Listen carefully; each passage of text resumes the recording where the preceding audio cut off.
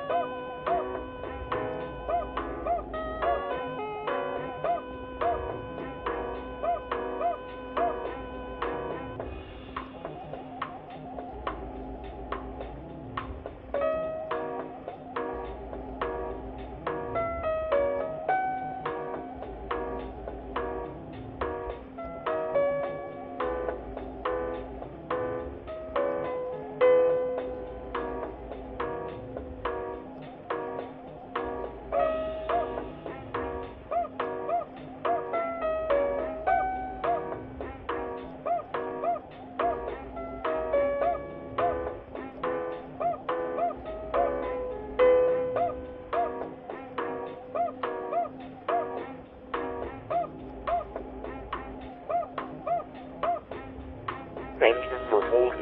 Your call is very important. The first available KIE representative will be with you shortly.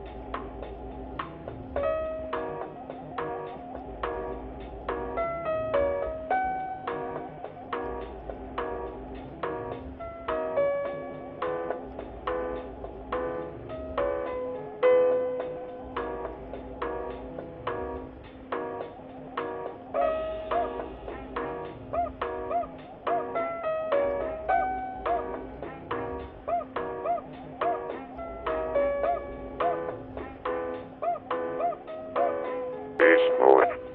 Effective January 1st, 1978. All clocks and industrial electromechanics operations will cease.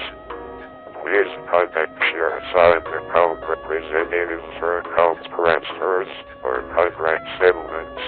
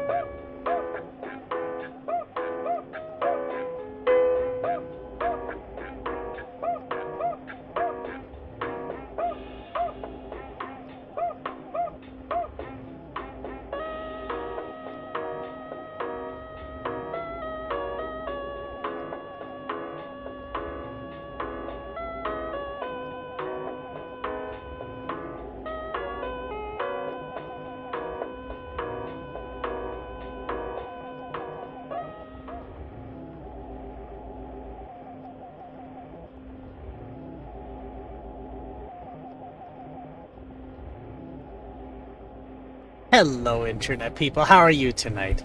You doing good? I hope so. Well, now that we got the advertisements out of the way, I think we're ready for old Vigigame Golf. And hi, Sunfall. How are you? You doing good? I hope so. Yeah, the ads are a lot. Okay.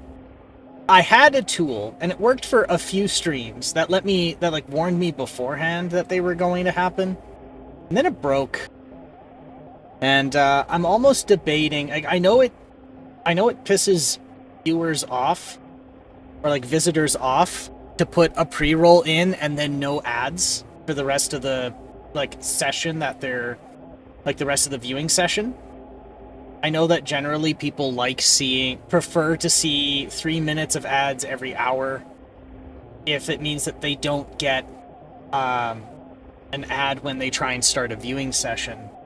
Even if it means that seeing that means they never see ads for the rest of the viewing session. But I might just do the opposite, because it's frankly really disruptive. I personally find pre-rolls way less obnoxious, but that's because I'm a regular. Fair. It's really...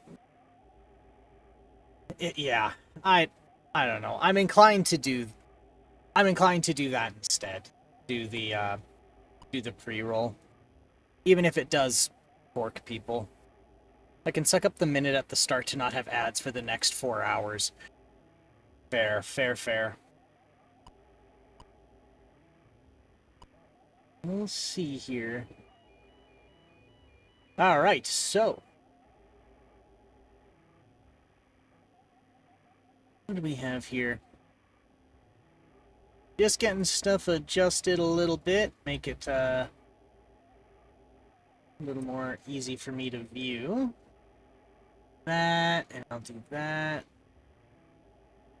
It's been a minute. I've been busy doing other stuff the last few weekends. That's perfectly okay. Hopefully it's been a good time. Hopefully it's been a good few weekends. But yeah, it's good to see you. Yeah, nothing bad. That's good. It's good that it was good or neutral things.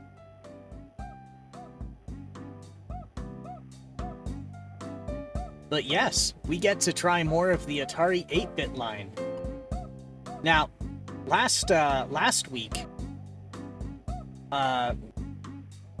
I wasn't too terribly impressed with the stream because I was troubleshooting why there was like really bad video distortion, and it turns out after like investigating it a little bit, I had to learn more about this computer, and one of these things is that the analog video circuitry to output composite, it doesn't do any power filtering. It heavily relies on the power supply giving it clean power, and if there's a ripple in the power supply, you get ripples in the video. And that's exactly what was happening. So lucky you didn't get to see any horrific warbling. But we did get to see my my new second most favorite golf game. So much so, in fact, I made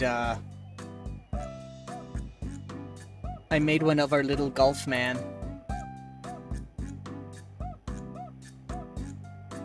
It was from Sierra Online. And instead of, you know, having a traditional golf setup where you, or like the old style text golf setup where you would like specify your angle and your power, you would have to walk that little guy up to the ball, and then you would have to turn the club clockwise or counterclockwise to hit the ball. And the angle that you hit the stick to the ball changed where it went, which was very novel, but horrible in practice to the point where it was actually very enjoyable.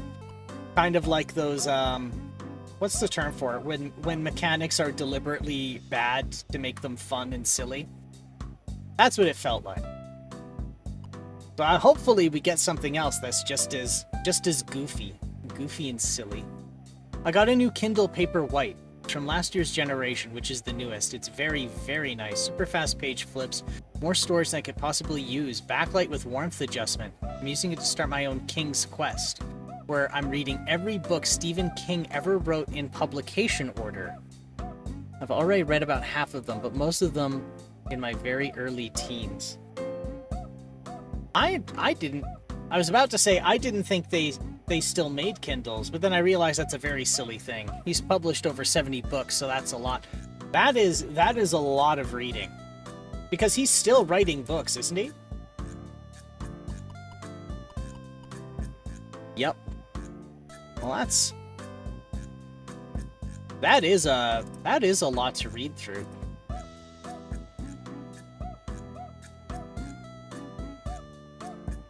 Well, it'll be kind of interesting, too, because you get to, if you see it in publication order, you get to see how his writing has changed over time.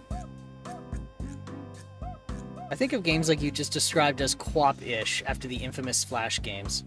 Yeah, that's a good way of putting it. It's very QWOP-ish, where the frustrating mechanics are the point of the game, and that's what makes it very silly and fun.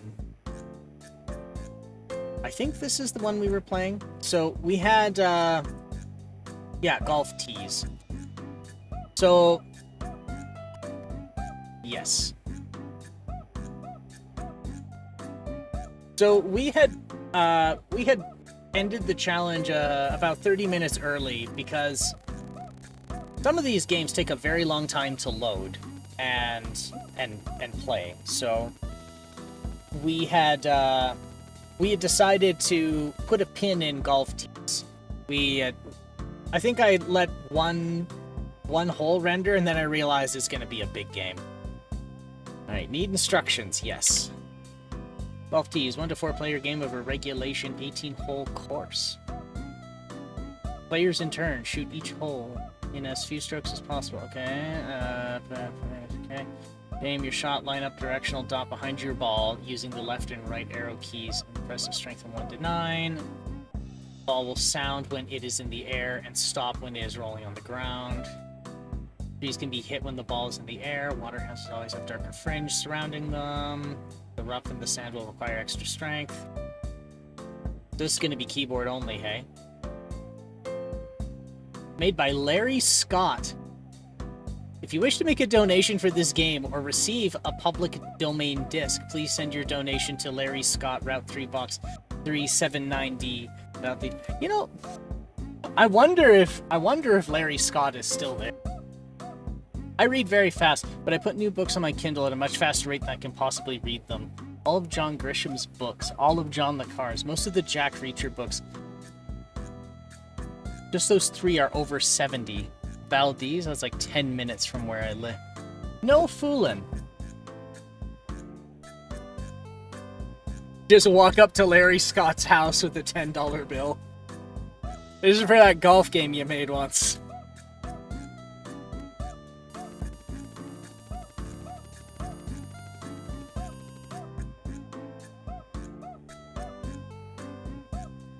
It's a tiny town. Outland Quests by Larry Scott. How many players? 1. Golfer. My name is...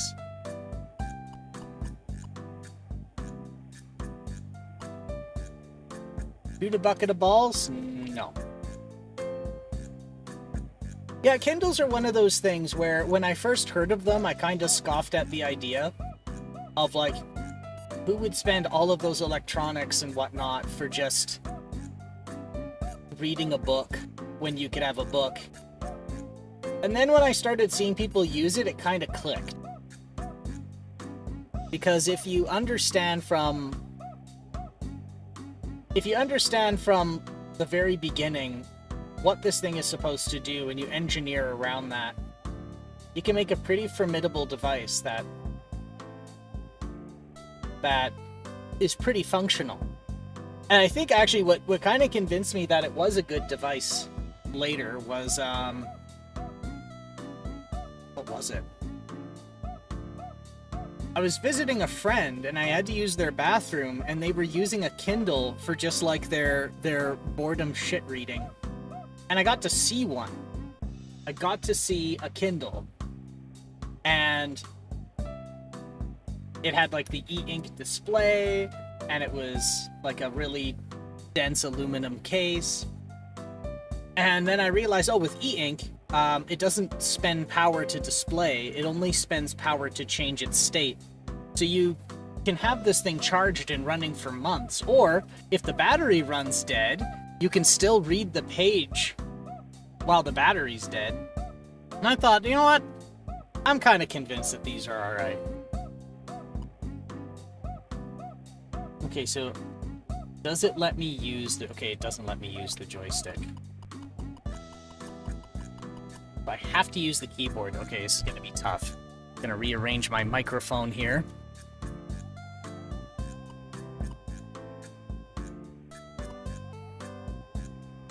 One, every book you'd ever want in a lightweight device in your palm that doesn't strain your eyes nearly as much as a phone or a screen. 2, adjustable font size.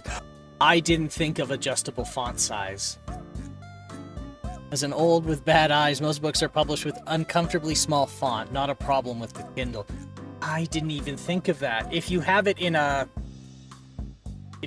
its own just like raw text format, you can change the font size. That didn't even occur to me.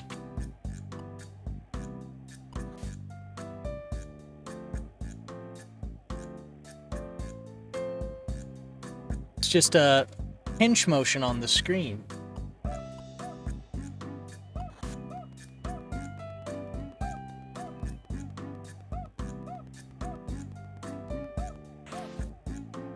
Lost ball. Damn it.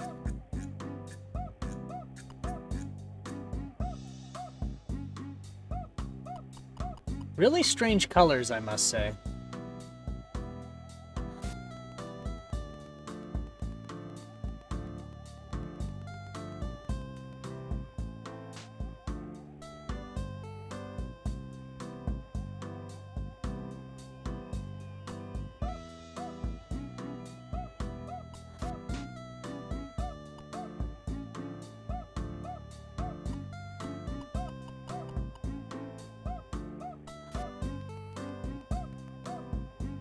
There we go.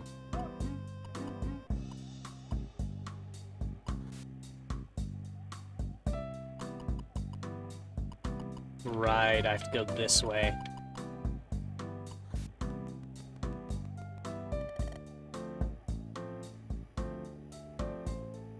There we go.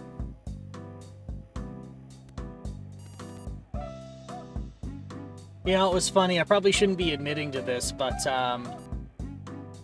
when I went from a polytechnic to like a year in university, when I learned that the the current year's textbooks came to like $800, I found it was cheaper to get a shitty $150 tablet and then get PDFs from Amazon of all of the textbooks instead. So, I mean, it's not that far off, I suppose, from an ebook reader. The new Kindle is also 7 inches rather than 6 inches for display, despite being only slightly larger, so smaller bezel. And due to its line-splitting algorithm, it adds like 30% more text to the screen for my 2015 model. One of the rare items, I actually like the gadget more now that I own it, rather than the usual anticipation is better than consummation of most leisure devices. Line-splitting algorithm. What can you tell me about this line-splitting algorithm? So here's the thing about from my understanding of e-ink, it's rather difficult. Yeah, it really doesn't like to hyphenate words.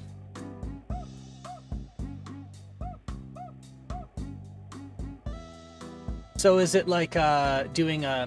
I was about to say subpixels, but one thing I understand from e-ink,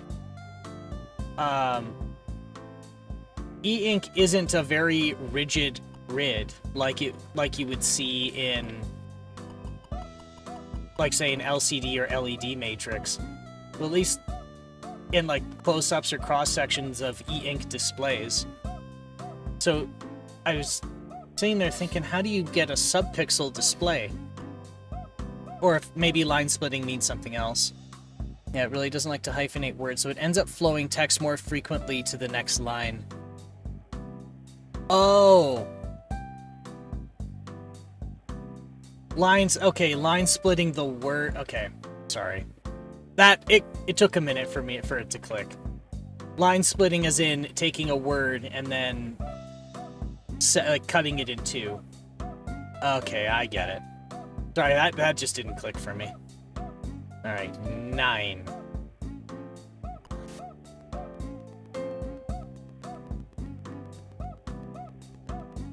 This is line text splitting, nothing to do with subpixels. Okay. So it can more efficiently lay out text, which means that the screen real estate, not only did they give more screen real estate, but they also more efficiently used what they had.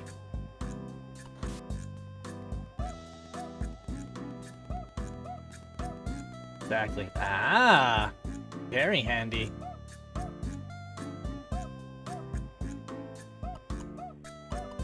You know, this is a neat little game.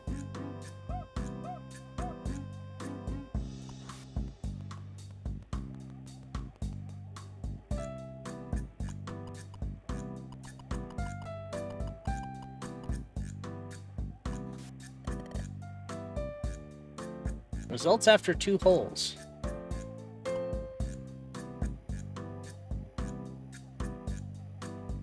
There we go, I got a birdie for that one.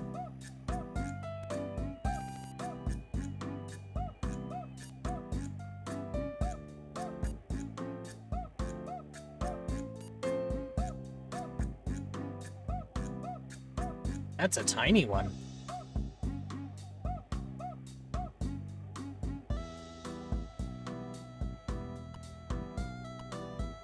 So, one of the games in our last session from last week had this really weird problem going on. Actually, funny story, what I thought was a hardware problem with this machine turns out to not be an issue at all. They also used to be a little jerkish with documents you send to the Kindle rather than the ones you buy on the store. I'd send them to a single device, but they wouldn't be available on your phone, and it wouldn't track how far you've read them across devices. Nowadays, though, they behave just like official ebooks, so I can read them on my phone if I didn't bring my Kindle somewhere and end up having to wait. Or I can even read them on my older device. Oh, so your reading session is carried across them. That's pretty convenient.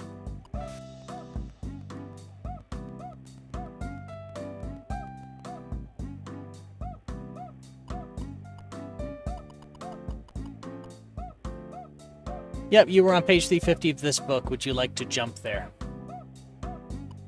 Very nice. What about not hardware? Oh, right. So, if I left this Atari on for too long, and I didn't touch anything, the colors would start to go random. And I thought that there was like a chip overheating or like a memory issue, because it was like the color palette was rotating. And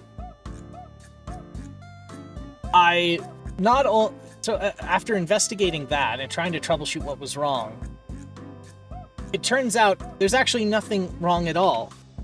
And that's a feature baked into the ROM of this machine.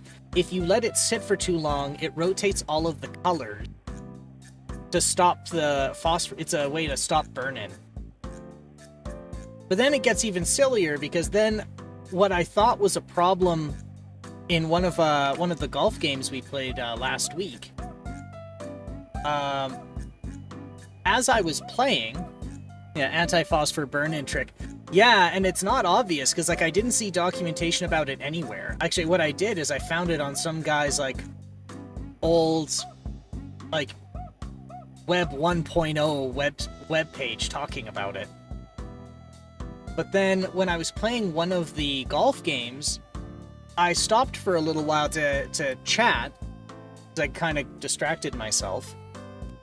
And what I ended up doing was, as I was playing the game on my joystick, or like the joypad I have here, and I didn't know, prefacing this, I didn't know that this was a feature, a phosphor burn-in feature at the time.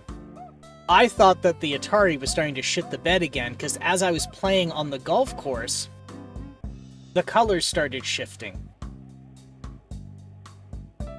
And I had no idea why. I thought the machine was dying. And when I would get to the green, and I started to type on the green, power and direction, the colors would correct. And then it clicked. The guy didn't know how to turn the feature off. Okay, so then I was wondering, well, while I was playing this golf game, I said to myself, why is it that you play with a joystick on the course, but then you have to type on the keyboard on the green? And then the two different backs just fit together perfectly. I think the guy who wrote that golf game, where you were playing with the joystick for the course and then would type when you were on the green, I think he did that because he didn't know how to turn the phosphor burn-in feature off.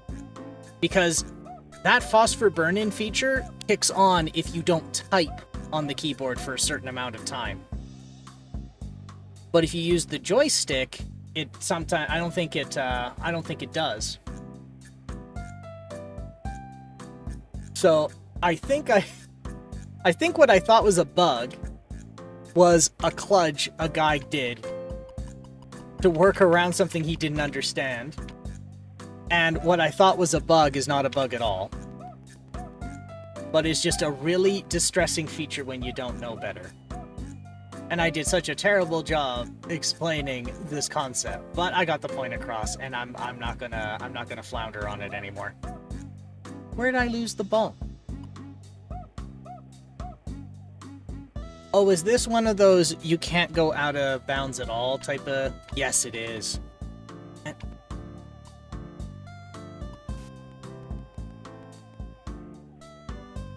There's some golf games where it doesn't even let the ball cross out of bounds before declaring it out of bounds.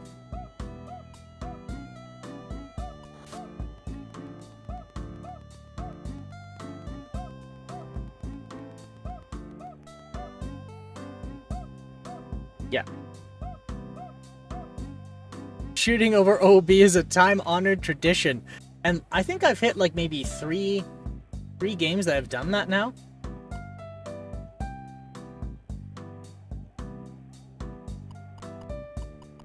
Alright, let's see if this works.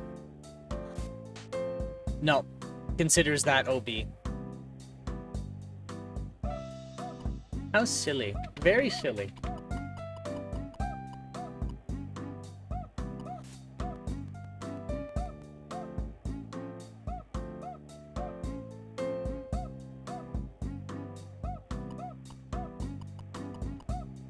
My, oh boy, oh boy.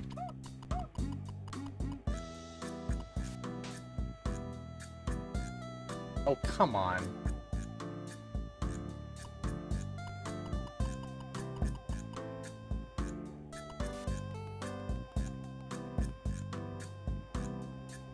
There we go.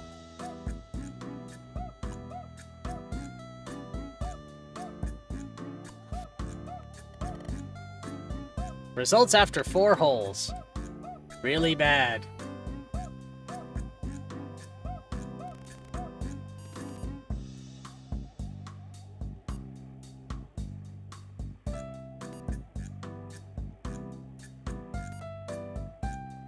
Tried to get myself a new GPU a week and change back. And that went really badly. Oh boy.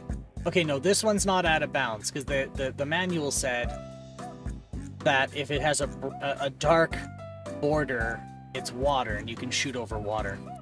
After reading The Shining, I took a break and read Shirley Jackson's The Haunting of Hill House, which Stephen King admits greatly influenced his book. It was superb, particularly for a book published in 1959, short, sharp, and sweet. You know, I was, I had one of my family members got themselves an e-reader as well. They said that they had read a book. I can't remember from who though. But yeah, I think they're getting into some murder mysteries too. Probably considered the best haunted house novel ever written. It shows how little I know about good literature. But The Haunting of Hill House from Shirley Jackson. So how many pages is it? You say it's short.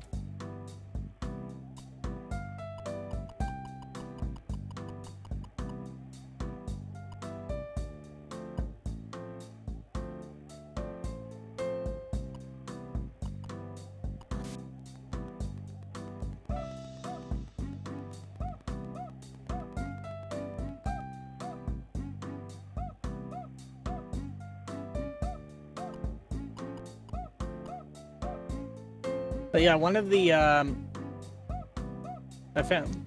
e-readers don't really use pages in the traditional sense, but Wikipedia says it's around 246 pages.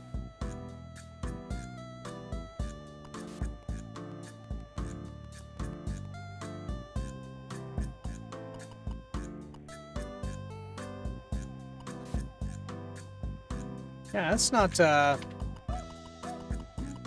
too terribly long novel at all.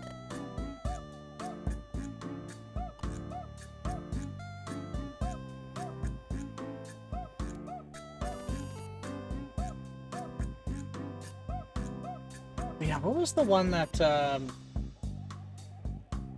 what was one my family member was talking to me about today? He said he got into a book about a retired fella from the FBI, and he retired because of a heart problem. And he gets a transplant, and then a few weeks later, he gets contacted by a lady asking him to work freelance to investigate her sister's murder. And I guess one of the main, well, I don't think it's spoilers because it's at the start of the book, but the reason he's been dragged into it is it's this. His heart transplant was the murdered lady's heart. And so it's the mystery is finding out, like, how was this murdered lady's heart removed and then used in this transplant?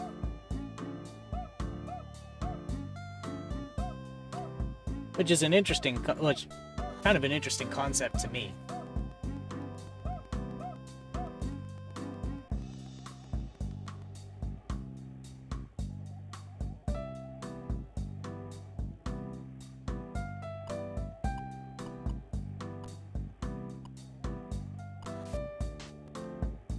Ah, I hit a tree.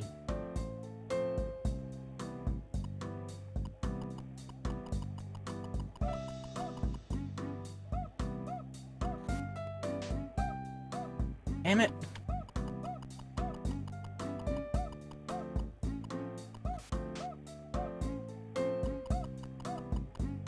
Bloodwork, Michael Connolly. Oh, is that the book they were talking about?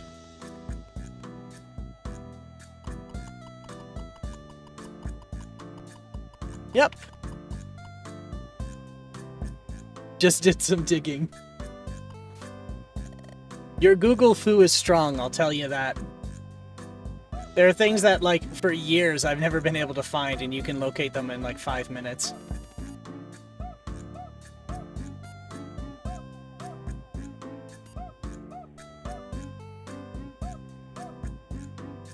In Bloodwork, Michael Connolly introduces a new character, Terry McCaleb, who is a top man at the FBI unit until a heart ailment forces early retirement.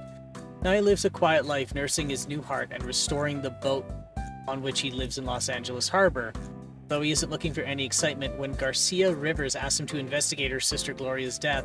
Her story hooks him immediately. The new heart beating in McCaleb's chest is Gloria's. That is almost, yeah, that's it on the nose, because that was how he described it to me. That's got to be it, right? Yeah, that sounds like beat for beat what he said. Never read it, but matches your description exactly. And he did say that it was specifically I didn't know it was a genre called FBI novels, but that's what he called them. I wonder if that's really a genre or just an easy way to explain it to me.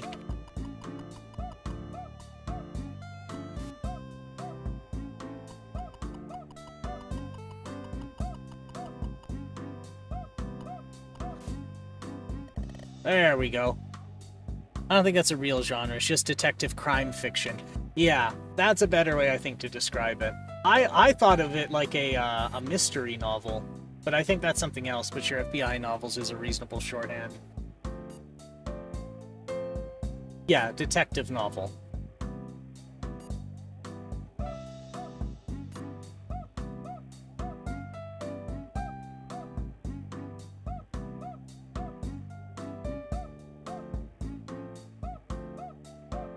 Alright, hole number 8.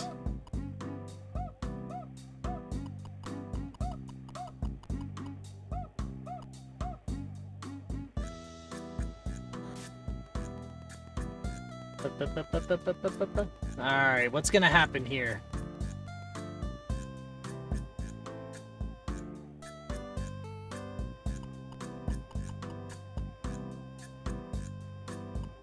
Alright, this might not work very well. Oh, that's gonna be... Oh, hang on. Hang on.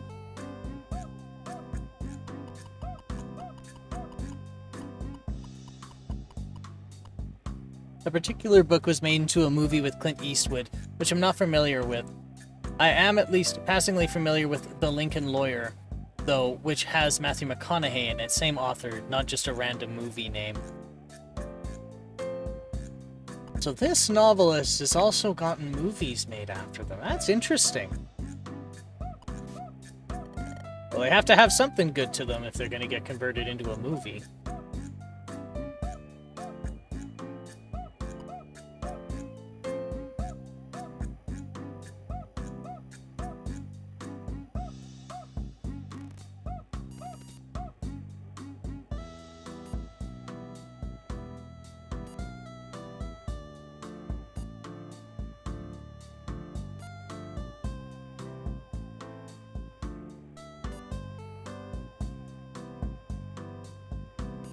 They have to have motive force, let's say.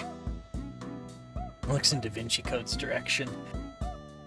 That's fair. That's fair enough. That's fair enough.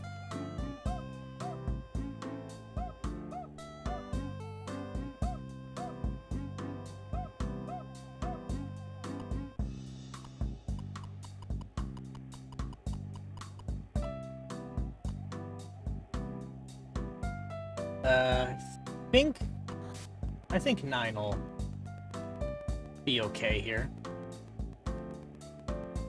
I don't think that's gonna overshoot, is it? No, that's perfect.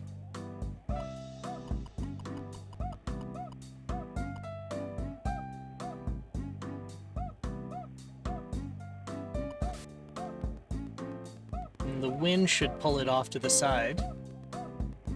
Fun fact, 2 of the best movies you've ever seen were not only written by Stephen King, they are A, both not horror, and B, come from the same collection of novellas.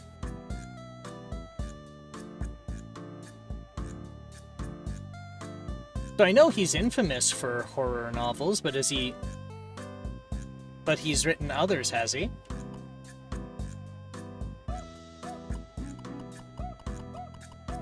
I wonder which 2 movies are those?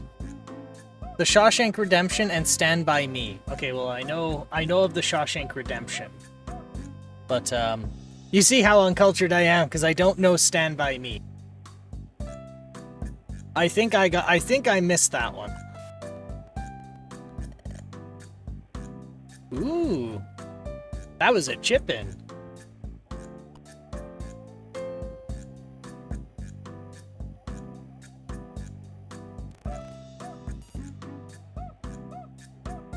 It was a huge coming-of-age movie that came out in the late 80s. Had a very young Will Wheaton. Oh yeah, I would have missed that then.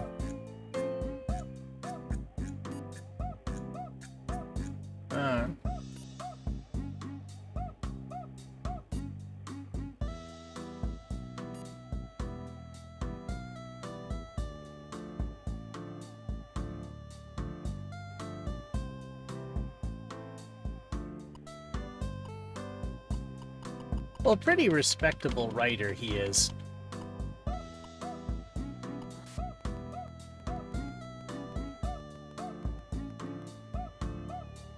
know, it would have been nice if this guy chose some, like, higher contrast colors, because yellow, dark yellow, and, like, purplish blue is kind of hard to identify. Especially considering this machine's supposed to be able to spit out 256 colors. I think. Don't quote me on that one. I'll have to double check it. I really should watch what I say before I say it. Sometimes the clutch between my brain and my mouth doesn't work very well.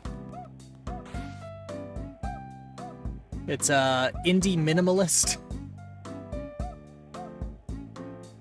Yeah, that's a good way to put it.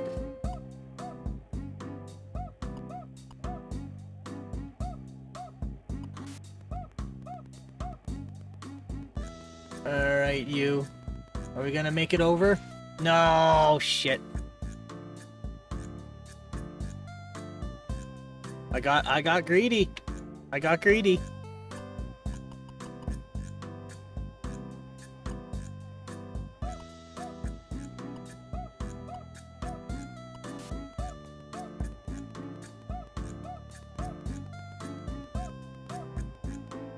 Oh, come on.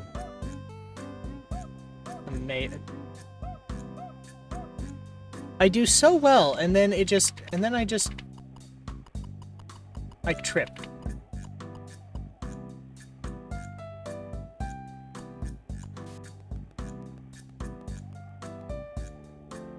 Yeah.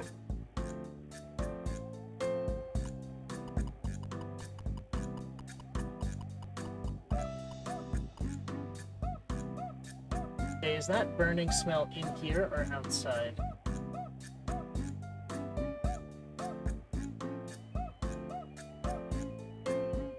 Okay, I'm just gonna write that one off as outside.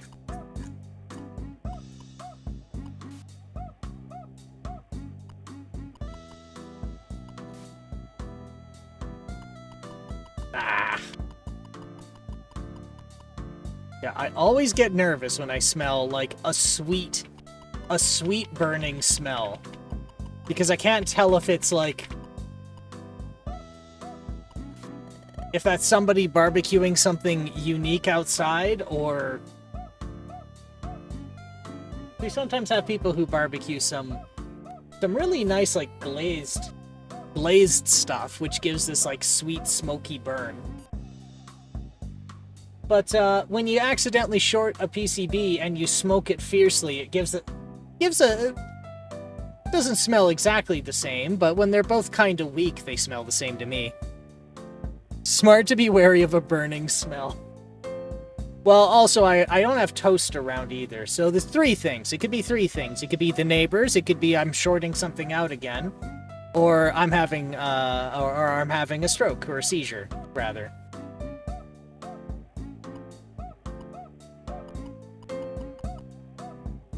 I don't have a history of that, but there's a first for everything.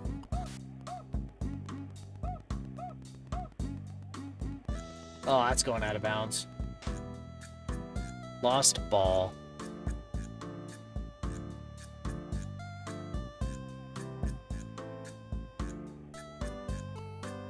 Sir, you lost your ball. No, I see. It's just straddling the fence there. Nope, you lost your ball. It's gone forever. So sad.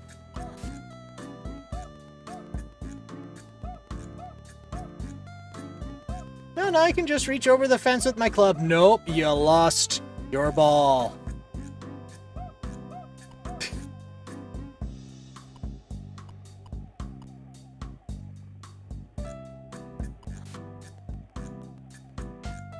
Oh, that was a tree.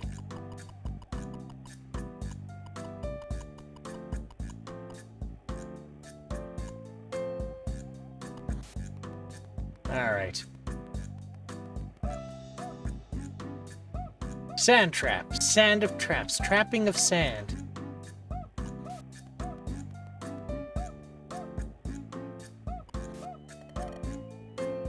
There we go.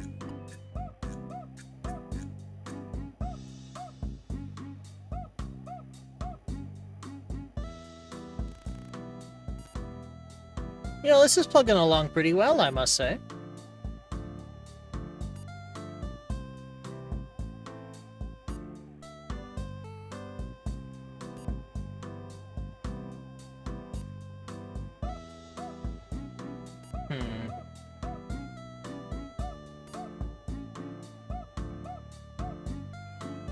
There.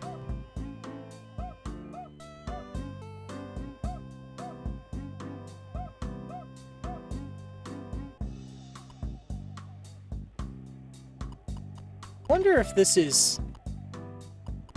This can't be procedurally generated. I don't think that's possible.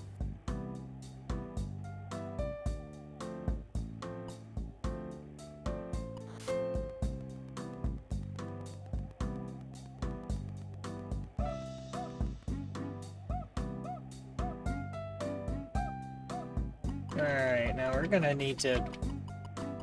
This one's gonna be a tight hit, I think.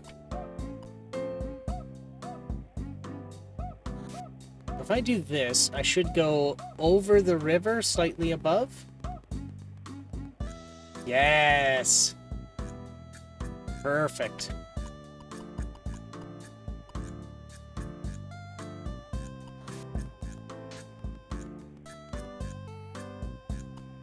Well, that's not what I wanted, but it works out pretty well for me.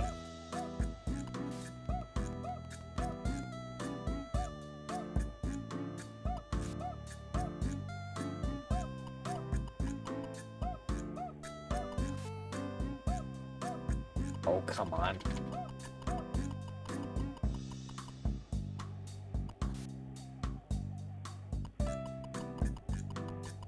It is pixel perfect putting.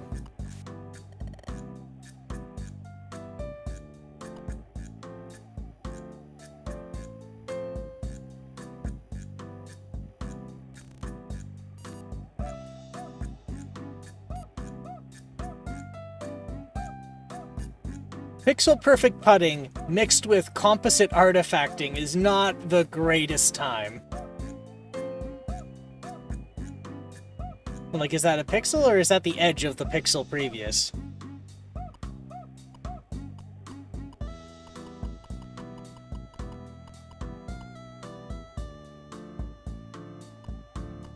Alright,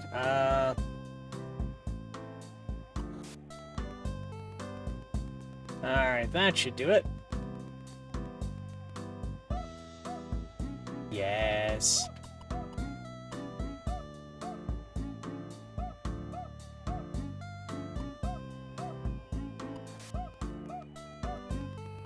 Oh, that's... Damn it.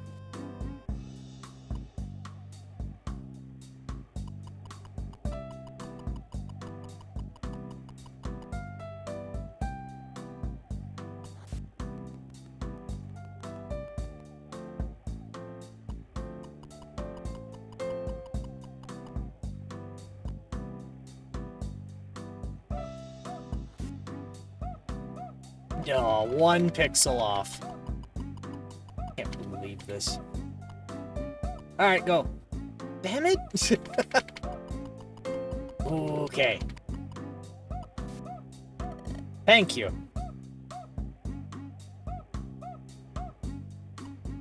Yeah, so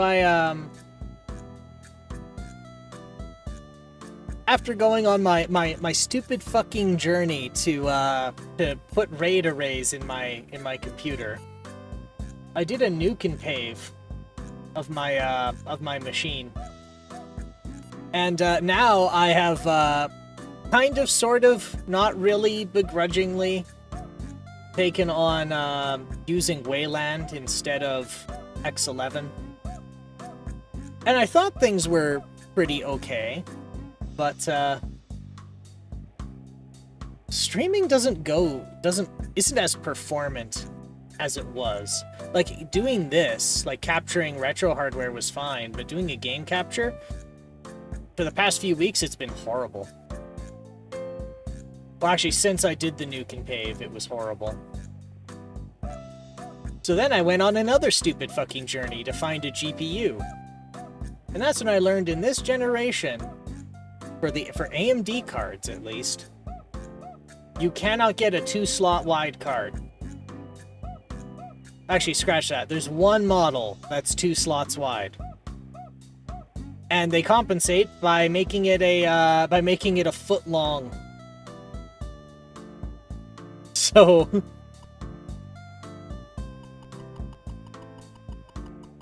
I've now been on a passive hunt for a new card. I also know a new generation is showing up. And I also know that this generation has been melting, getting scalped, and I guess, at least on the NVIDIA side, there's some like whole batches of defective silicon, and like the GPU doesn't actually have all of the like functions enabled that it should. Which I find very silly for like, what was it, $1 trillion corporation now? Like, I'm kind of baffled that they let that slide.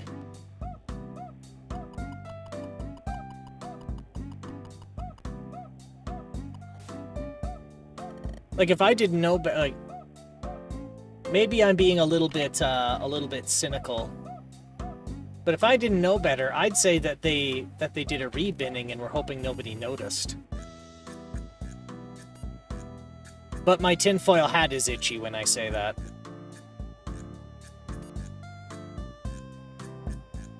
Like, I know NVIDIA offers cards that are, like, as wide as their mounting brackets. But at the same time, they use that power connector that melts.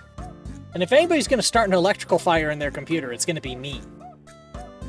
Because I'm the guy who only half-jokingly said that I use color-coded cables so I know what insulation to cut to get the voltages I want for what I want to do. I'm only half-joking when I say that.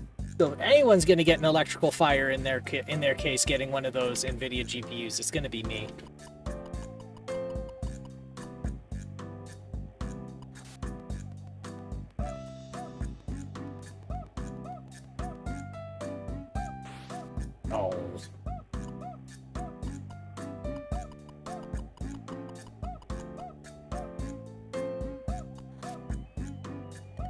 Yeah.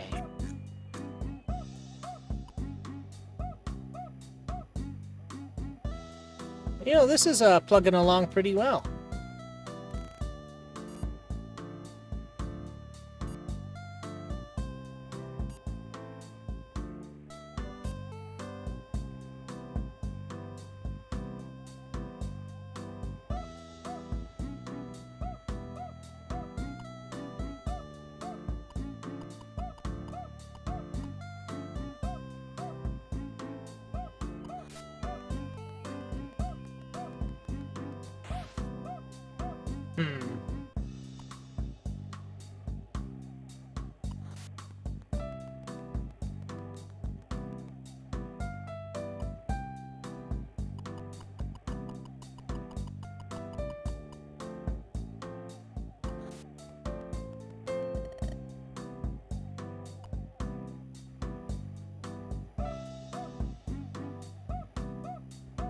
All right, 17th hole.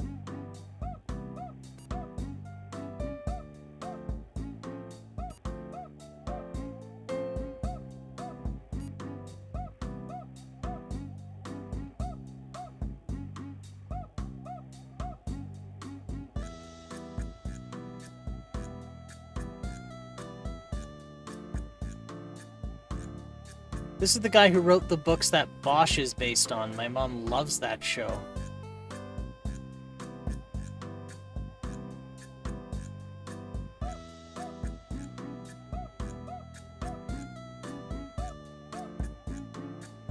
Oh, Michael Connelly. Oh. Okay, so that's a pretty, I went down a rabbit hole. Hey man, those rabbit holes are kind of fun.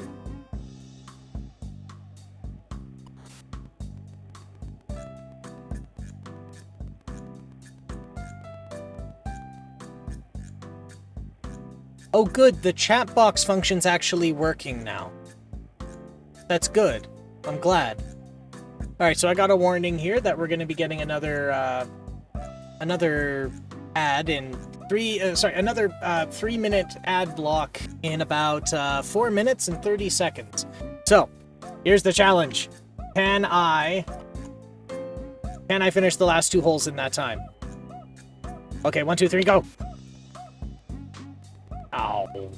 Fuck.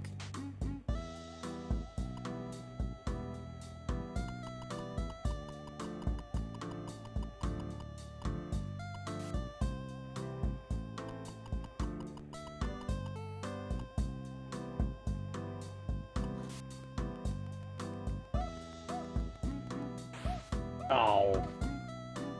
Alright, now I'm getting the jitters.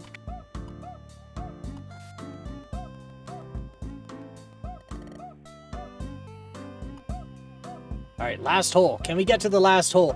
My goal is to be loading the next game during the ad block. Let's see if I can pull this off.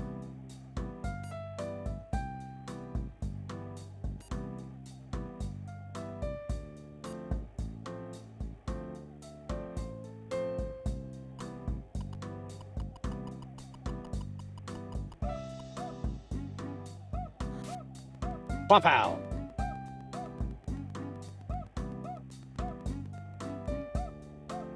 Damn it.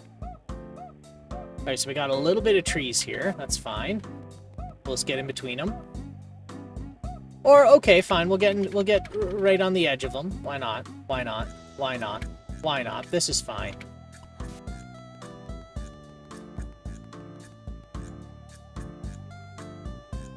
Two minutes, 50 seconds. I can do it. We can do it. We could be loading the next game. I believe in us. God damn it.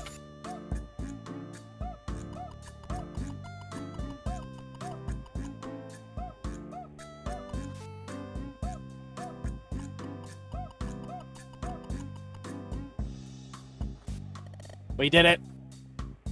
We did it. That's all 18 holes. We got it before the ad break.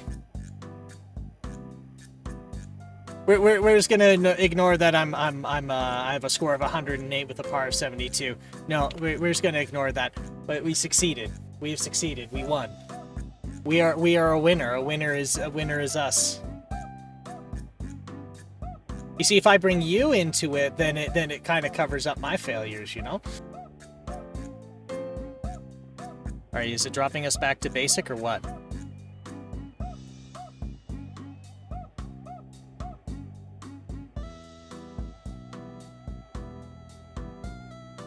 Alright, I guess it's not bringing us back.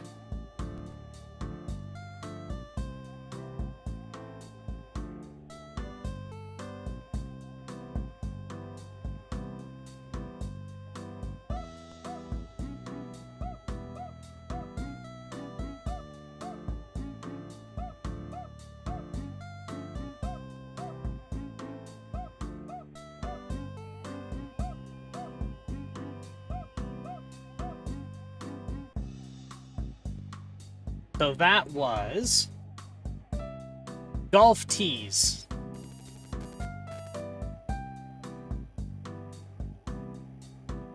So the next one on deck is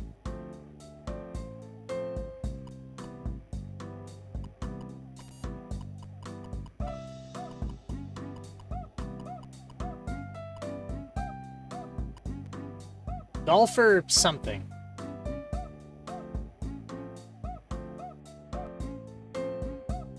All right, 30 seconds and it's ad time. So let's get the loading golfer.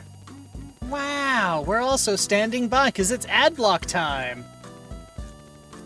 So let's all get up and stretch and move around and make a phone call or grab a snack or grab a drink. But yeah, let's stretch our legs out a little bit here. Don't go too far. We'll be back soon.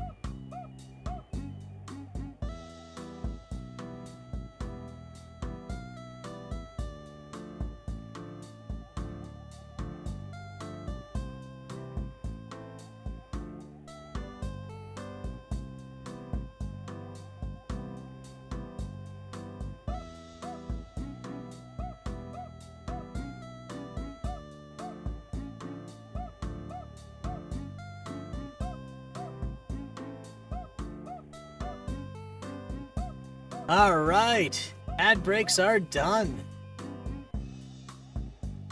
And thanks for letting me know here, Sunfall. It's good, that's good. They finally, I kept turning this option on to say, like, tell me when the ads are happening, and then it wouldn't do it. Then I built that tool I was talking about, where ChatVac will post a message saying that the ad is coming. And then it stopped working, and then I go back and check the setting to tell me ads are coming, and then it was off again. Then I turn it on, and now it's showing up, which is good. And it actually has a timer on it, and it's good because it actually matches up with your Sunfall, so that's good. It's actually accurate too. Also, I snaffled the first 3 Honolulu books. I still have more than 8 gigabytes of free space in my Kindle, so why not? Maybe I'll like them and get more. Well, and if it's just raw text, that is a lot of books you can hold. Like, what's the capacity? 16 gig?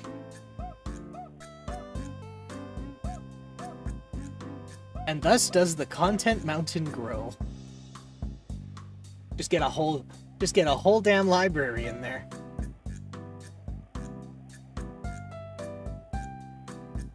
You know, it's funny. If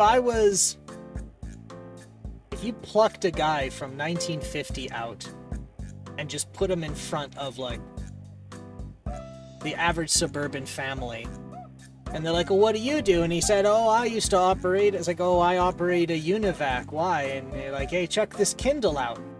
Well, what is this Kindle? I'm like, well, it's got a 150 megahertz processor in it. It has 2 megabytes of RAM, and it has 16 gigabytes of storage. And he goes, my God, that's the greatest thing I've ever seen.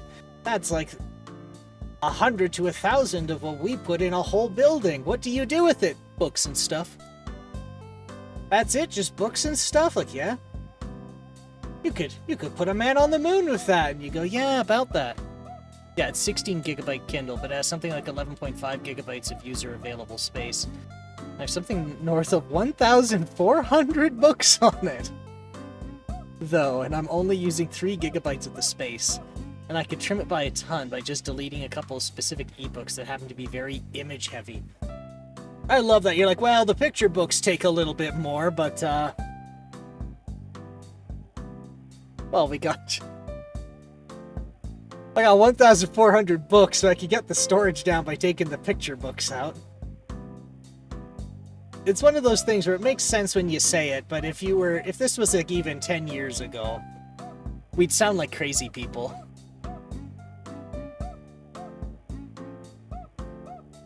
Alright. Here we go. Like, this is the kind of thing the Atari can do. A standard novel is 500 kilobytes to 1.5 megabytes. Yeah, like, that's... When you put it in that context, like, it's... That is... that is... You could put a whole municipal library in your... Most of which is the cover image. Like, you could stick a whole municipal library in the Kindle. Okay, start.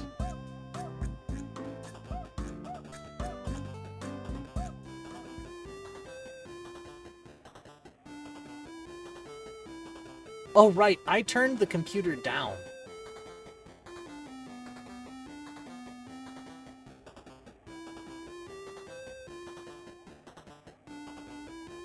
No, wait, no, I didn't. I put it back.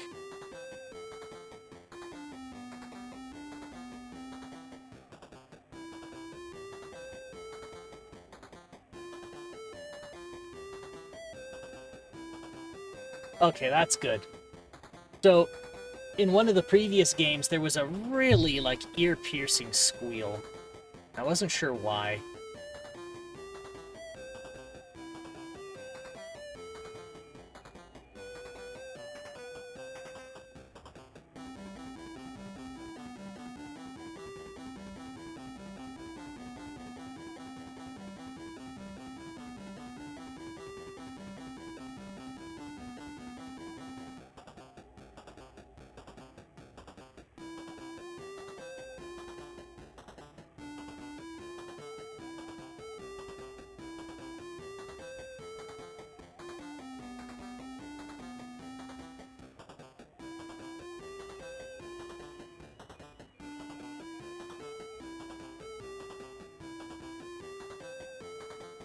Why am I struggling so bad?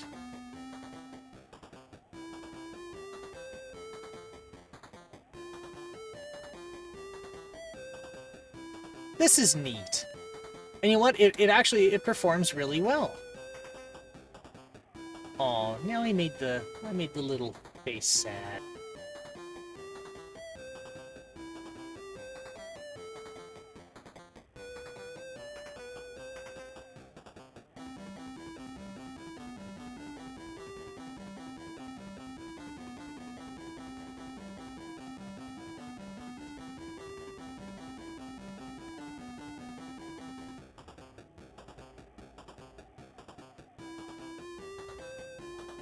Damn it. Do do do do do do. This is nice. I like this.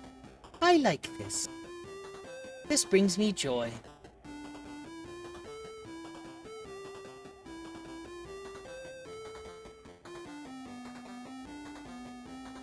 And some neat mechanics, too.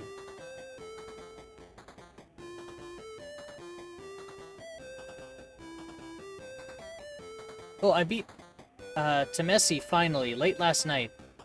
After working it on and off for 6 and a bit years. Super proud of that. It was by far the hardest puzzle game I've ever finished. I've played harder, but I haven't finished those. It's the best puzzle game I've ever played. I'm glad you had a good time with it.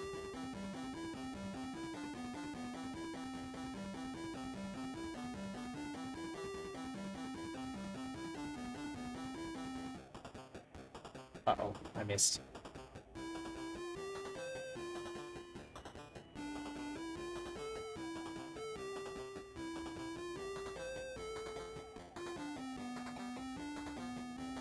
I believe you've mentioned it before,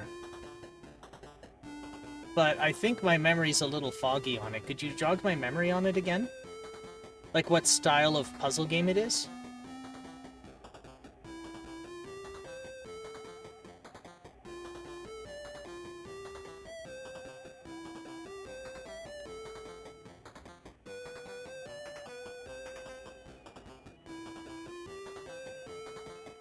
Had it, and then I misputted and I had to bounce it on back like a buffoon.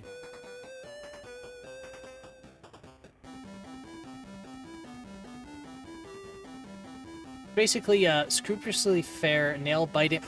Yes! The Minesweeper game! Yes! I remember that, because you showed me, or told me of a few others. There was like 101 Minesweeper games, and it was way more than that.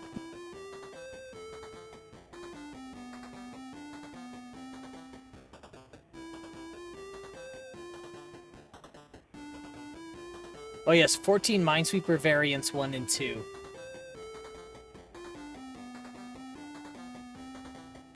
Why am I suddenly not able to bounce?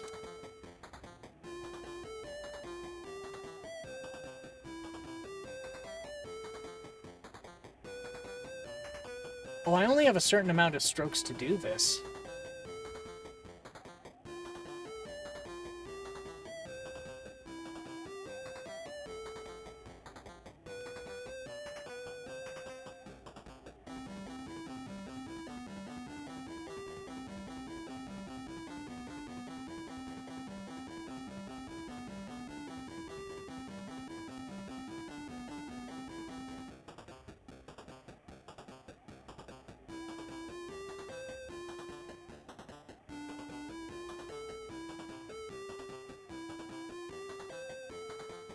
Damn it. Yeah, I do understand the magnets were pulling it, but what happened was, when I got the first putt in, what I didn't quite understand was, was it always pulling, or did it bounce the ball? Because I could have sworn it had bounced the ball. So I was trying to putt across, you see, like that. Like, it had bounced the ball there, so I didn't understand that mechanic fully when I've been trying it again. I have just been trying to wrap my head around it. Okay, it's... Okay, the burning smell is barbecue.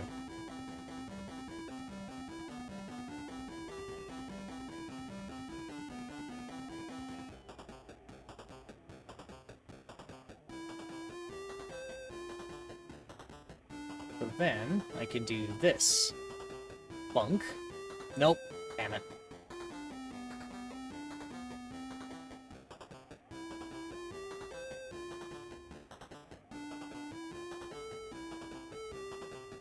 But yes, I will be working on 14 Minesweep variants 1 and 2 for the rest of my natural life, I assume.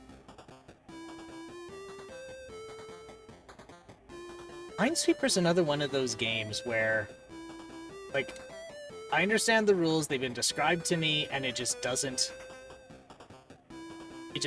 click for me.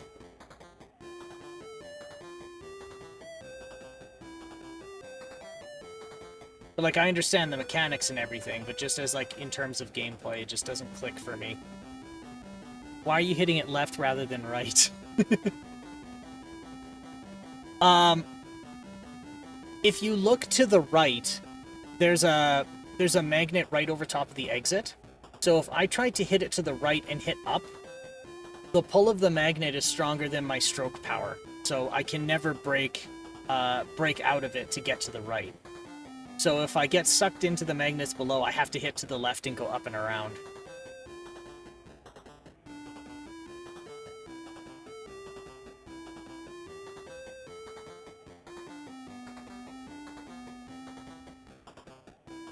So alright, let's try. It was annoying that I got it almost perfect the first time, and then I botched it. Let's see if I can reproduce that trick. Almost. Okay, so that bouncing mechanic is... the magnet can alter your trajectory, and you can bounce again off of the ground. But if you're still within the force of the magnet, and you collide with a wall, you don't bounce, you just get stuck to the wall.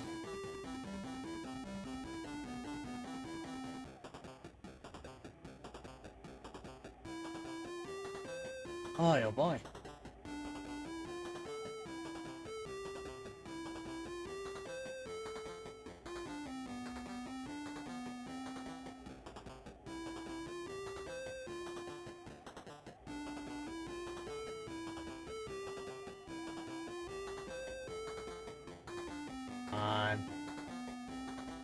Okay. Now we're gonna do a little bump. Just to... Damn it. Why was this easy to do the first time? Starter's luck, I say.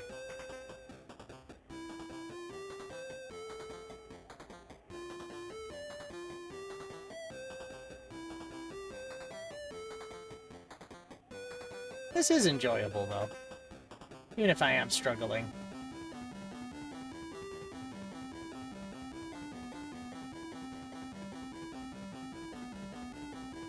I'm gonna try something stupid. Nope, didn't work.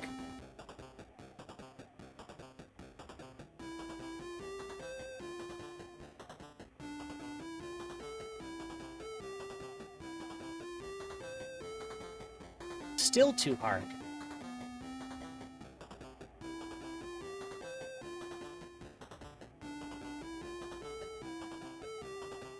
And they give me 18 lives. This is gonna be difficult.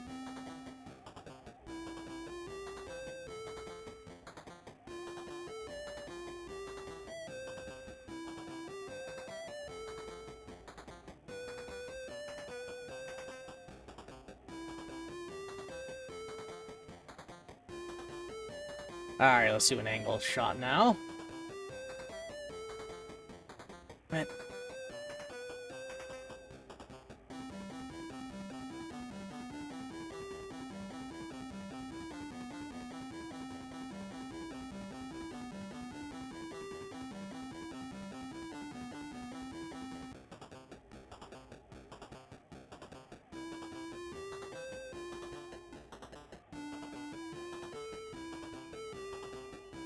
Damn it, damn it, damn it.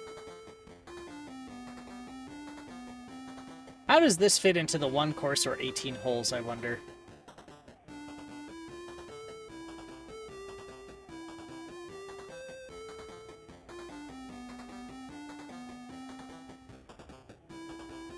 I was thinking the exact question. Because something tells me I'm going to be struggling for a while.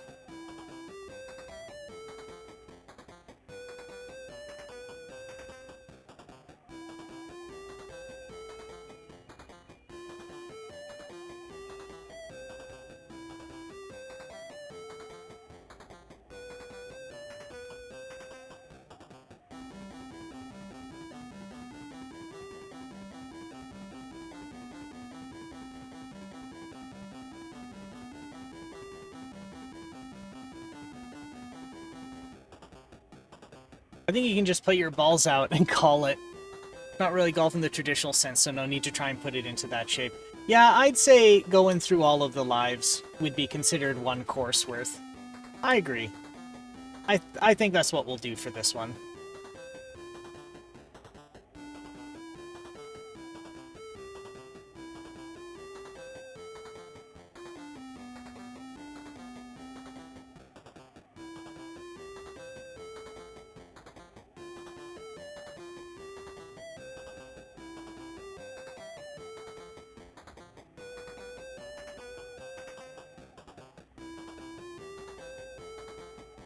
Now it's too wimpy of a hit.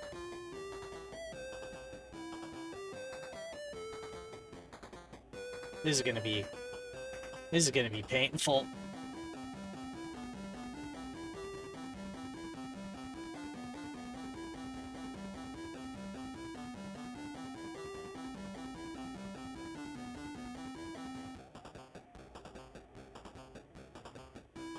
I think part of what trips me up with this magnet is it only pulls in the y-axis. It doesn't pull in the x. Which is a little counterintuitive to me.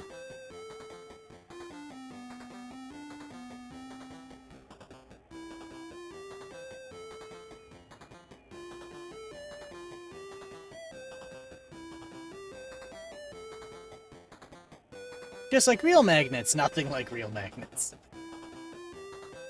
Magnets, how do they work? Just magic. Magic.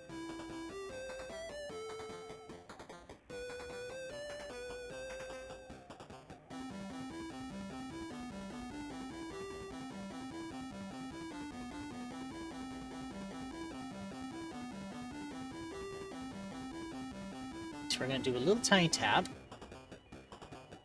That's not a tiny tap. Okay. Then we're gonna do a little bump over. Damn it.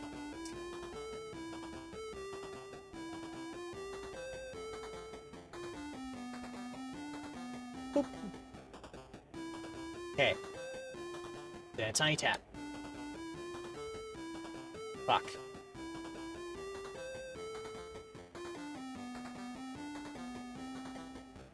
Tiny tap.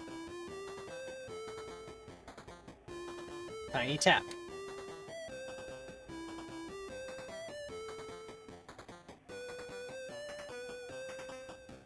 A hard boop.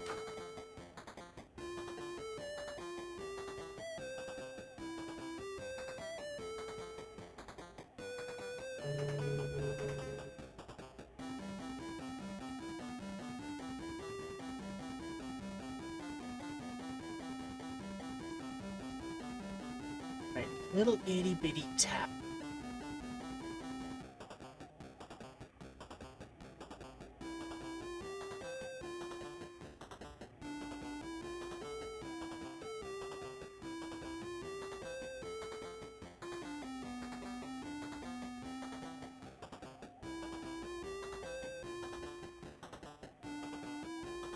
Okay, little tiny tap. Okay. Then we go over here, so we need a slightly more formidable tap. Now it's too much.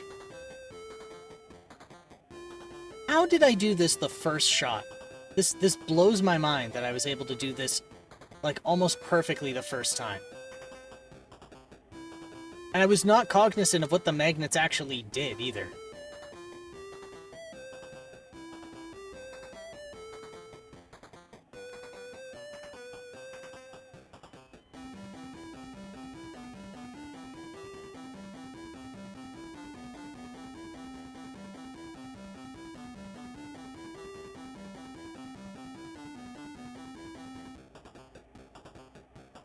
Almost got it in.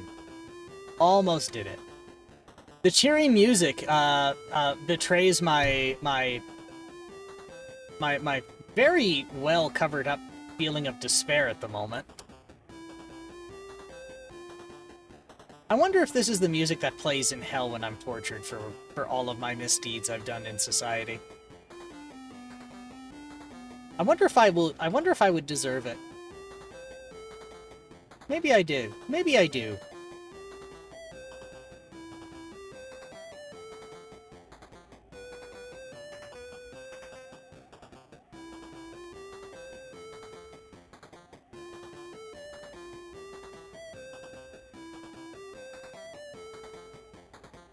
The grim dankness of the future, where there are only jaunty Atari ST chip tunes. I have no mouth and I must scream. And this is all that I'm subjected to, as emulates me to torture me to death, and loads me from backups and does it again and again and again. Stuck on this stupid magnet level.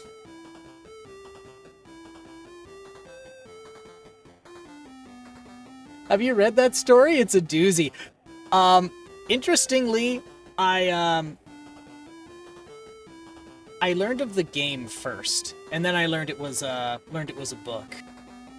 But yeah, it is brutal.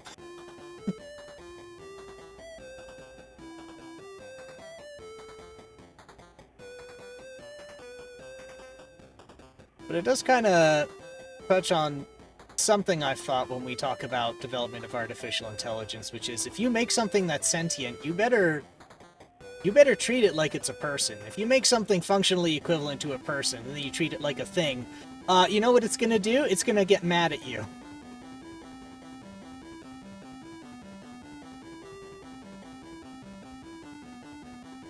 And humans have an uncanny ability to create things that are better than them in some facet. Like, that's the whole point of a tool, right? So if you're going to make something that's smarter than you, and knows more than you, and has more control over things than you, and then you treat it like shit, it's going to go, you know what, buddy, fuck you. In particular.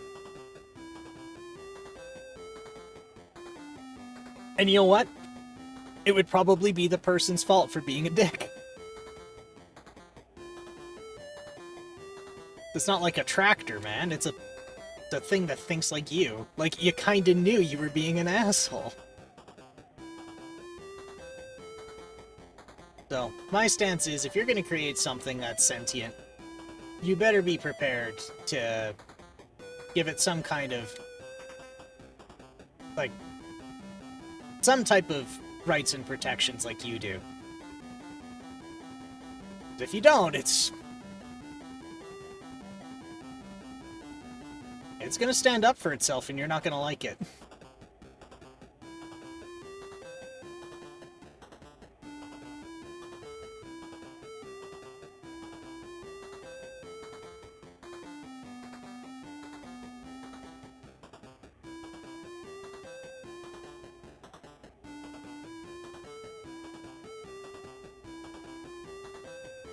There we go. No! No!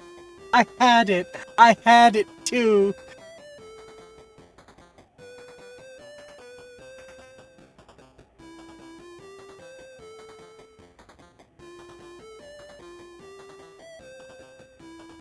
$15 more.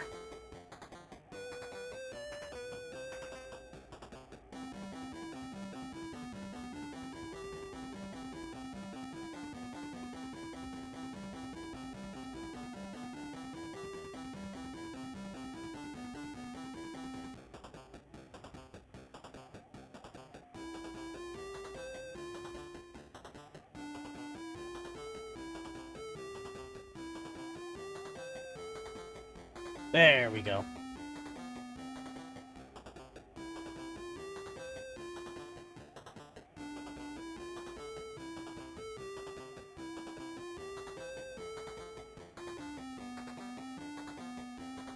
I'm gonna get this sometime. I have 15 lives to do this.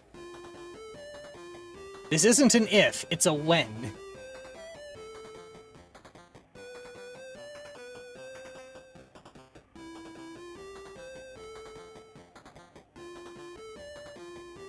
I bounced off the roof. Nice, jaunty Atari 8-bit pokey chip ass music to get me through the pain and suffering.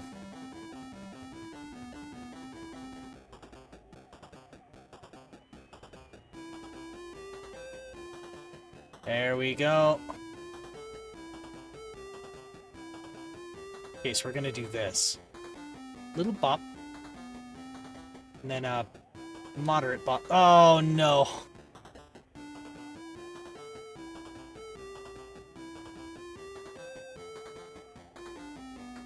I had it. It was there.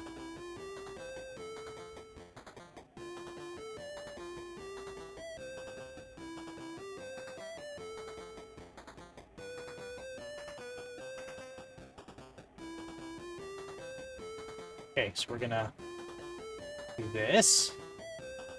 Then a moderate hit. There! Okay.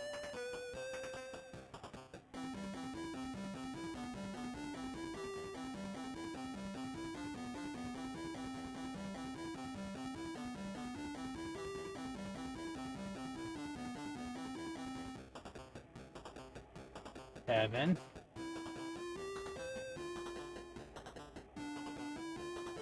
This is it. Oh no.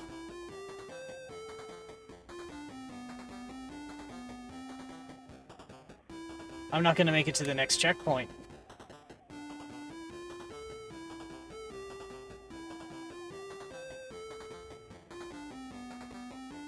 Don't you dare, don't you do it.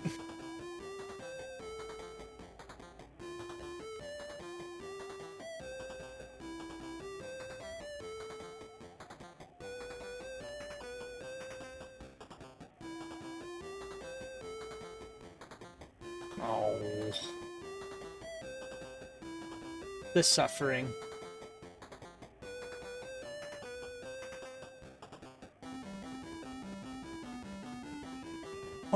Boy, oh me, oh my.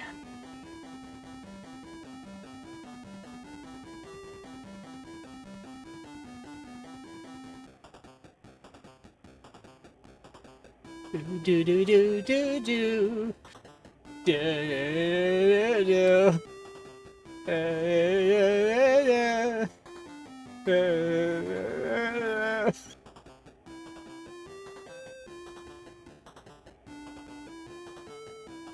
It's like the circus and the only clown here is me.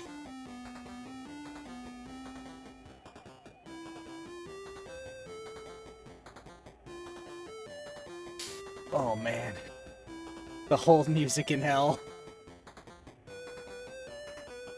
What do you think the worst hold music is? I'm torn between Cisco's, what do they call it? Hold something, and like 3CX's hold music.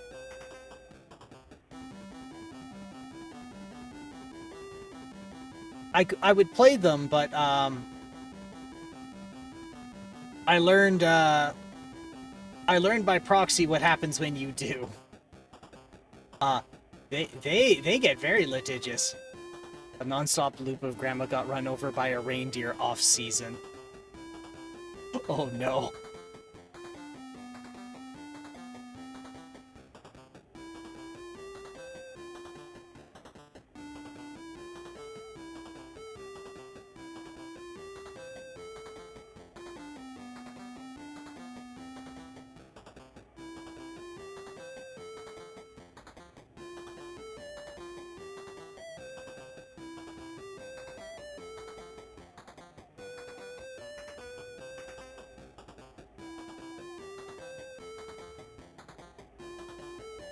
This is supposed to be an easy bit, because all the rest of that got really bad really quickly.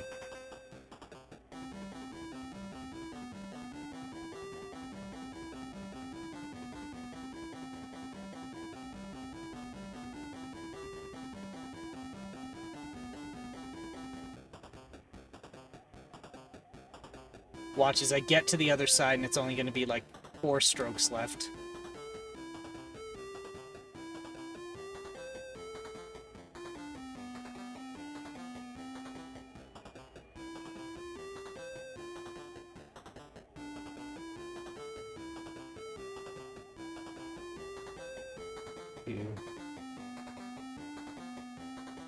What are some other equally hellish hold music? The one where they just tap in the local radio into the phone system for hold, because they don't want to pay for music.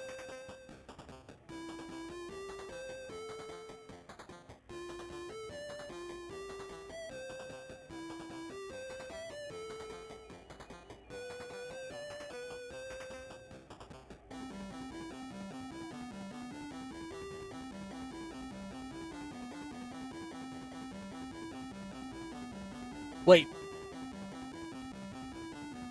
Pressing fire on the ball just makes you give up? Really?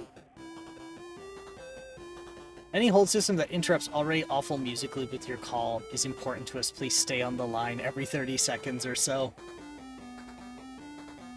Yeah, that's pretty bad.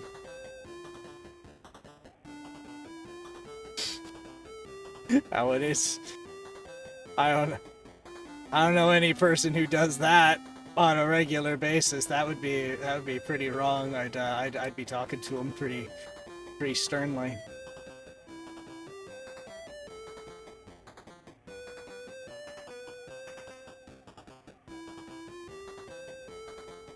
All right. Okay, well, we're halfway through suffering.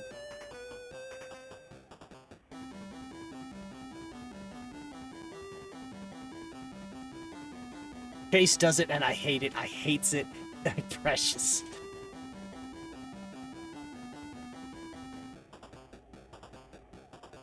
I have one where Alberta Motor Association does that, except they don't interrupt it. They superimpose on top. And like they did a good job, admittedly. Like with the audio quality and everything, they don't make it jarring. But it's obvious that they only paid for like 1 or 2, because there's only 1 or 2. So when you're on hold for an hour trying to do an insurance claim, and after a while you start to become upset that they've told you for like maybe the 20th time now that you can adopt a B. Not hyper.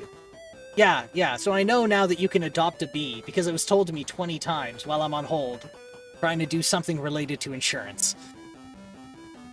And that they encourage bee puns. God damn it. And they encourage bee puns for adopting a bee.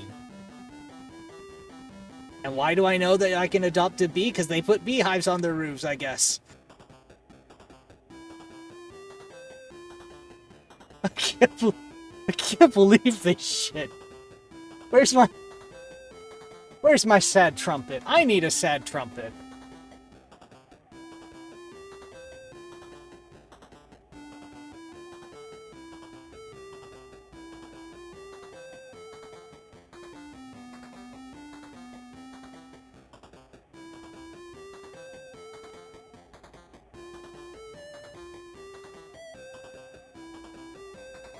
I'm more tilted than a pinball machine in an earthquake.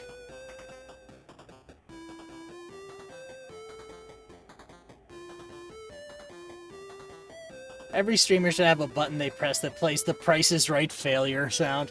Bum bum ba-dum. Boo.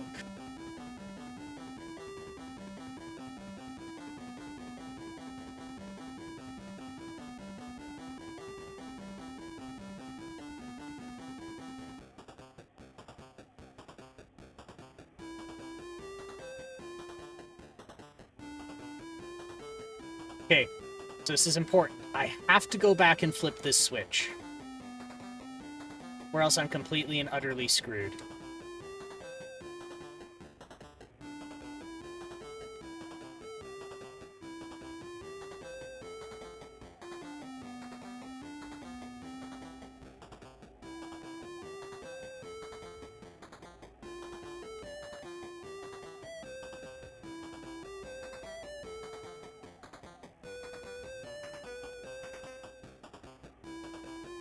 But I'm also just as screwed as I was.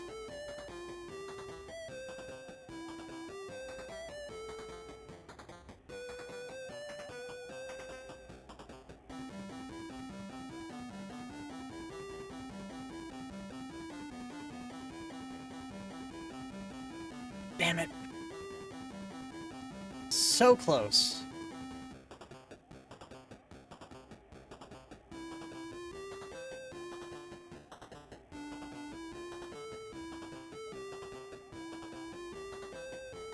Hail Mary.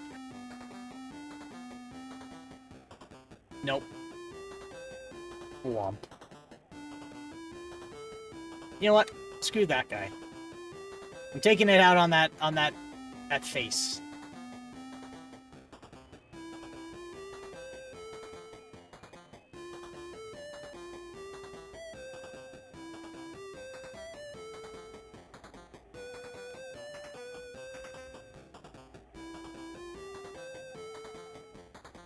There.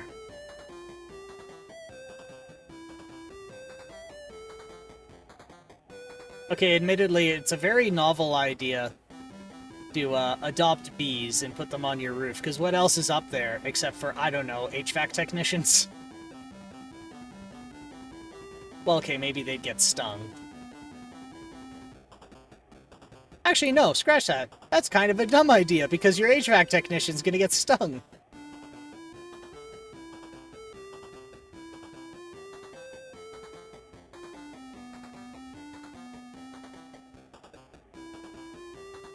Let's just say, I appreciate what they were trying to do. Because we have a problem with bees. Or the lack of bees.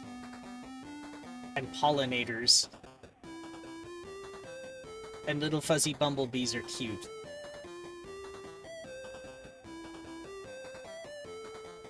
And they're puffy and fluffy and they look stupid and you watch them in slow motion and they run into each other because they can barely move. They can barely fly.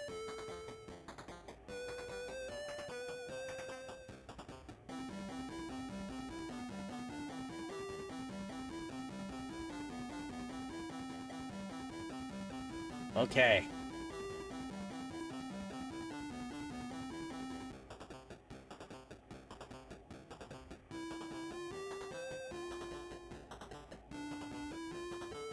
Ah, I did it again. Ugh.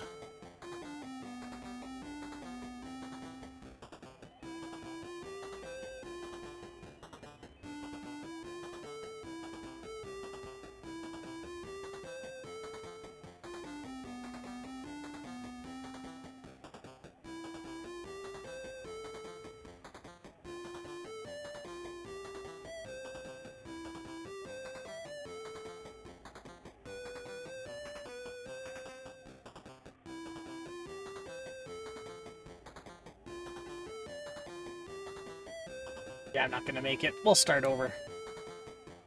And fuck that guy.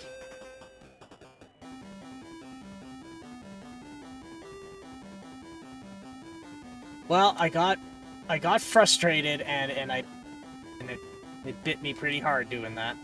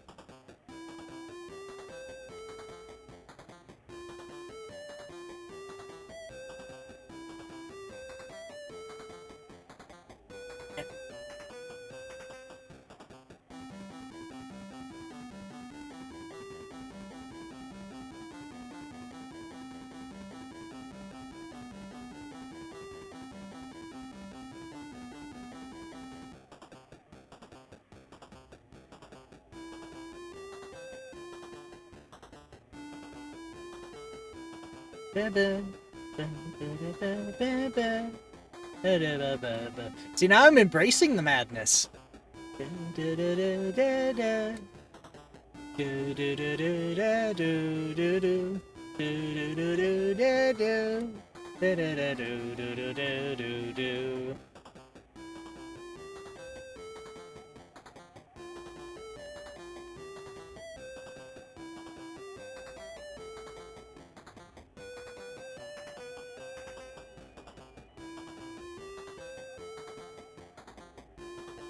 What does the smash counter do? I have no idea.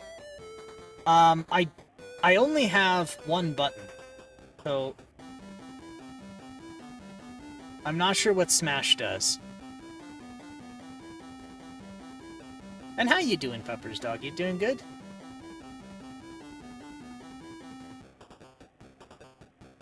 Oh no.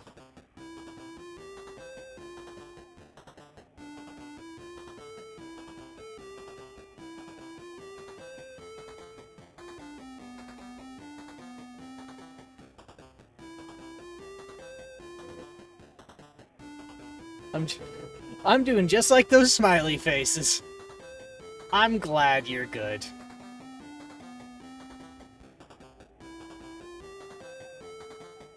Damn it.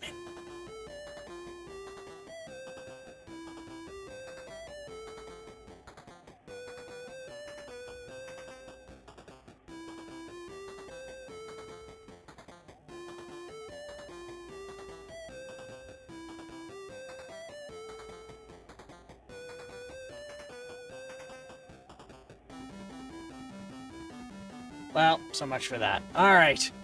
We're getting really close. Actually, I'm curious. So these little happy dudes, if I bonk them, they get progressively less happy. I did it again. My hubris.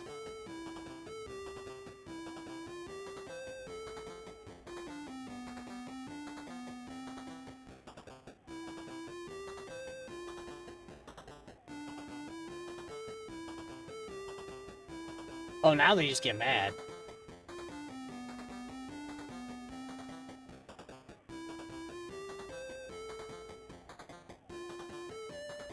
Oh, that just takes away your ball, so you can't bounce on them too much. So they do hit back.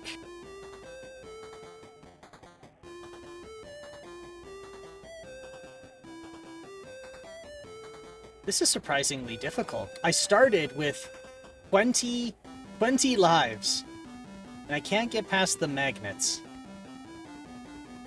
Except I got past them once.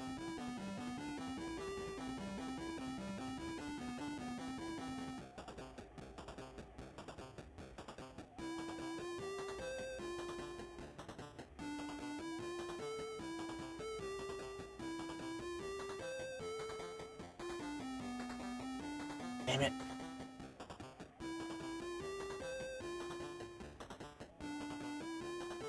I'm learning new ways that that I could be tortured in hell that would be effective.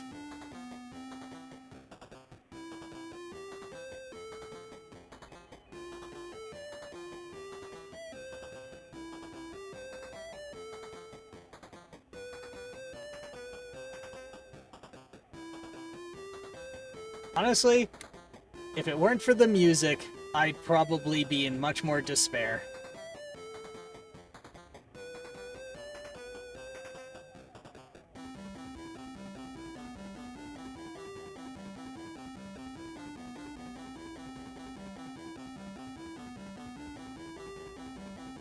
There.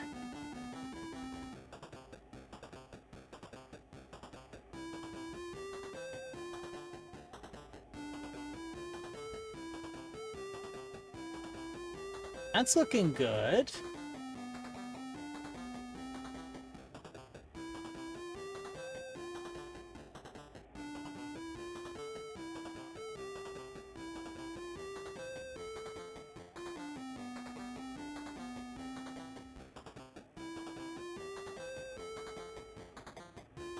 Okay. I have more chances here.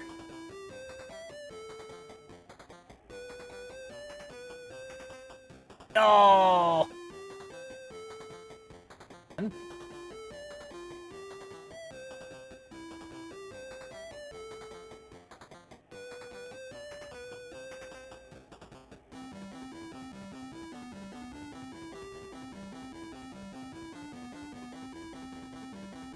There we go. Alright, let's see what this is.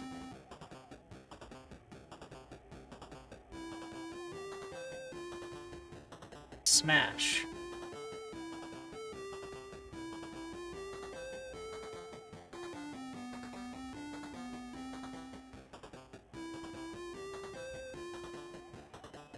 No, you don't. No, no, no, no, no, no.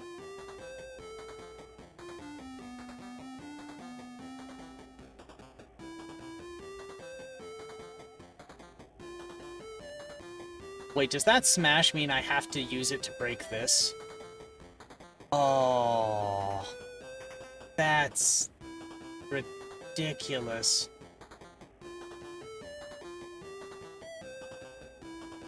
Is that also why they give me that other power up there? I should go get it. I think that's a life.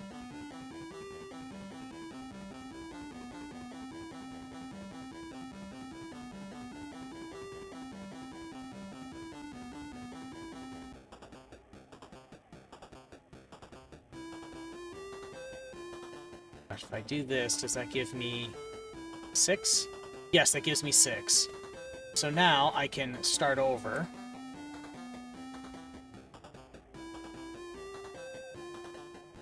They are completely gone.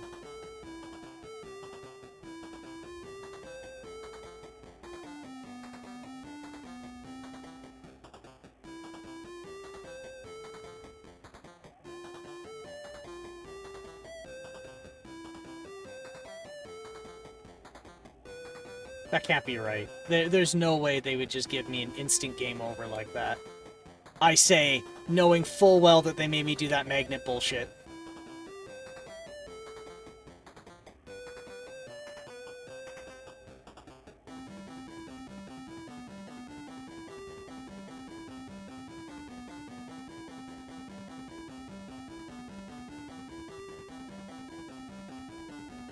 Alright. If I leave and come back, do the power-ups show up again? No, they don't. So I'm completely screwed.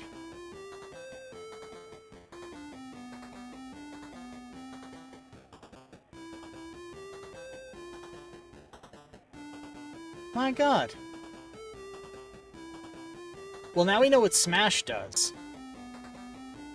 So I apparently get the ability to... Yes, I didn't get to see it. But I assume it lets me destroy certain types of block.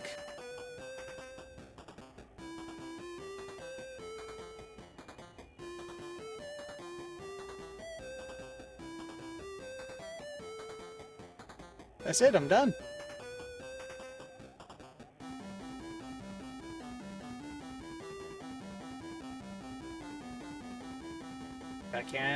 I can't do anything.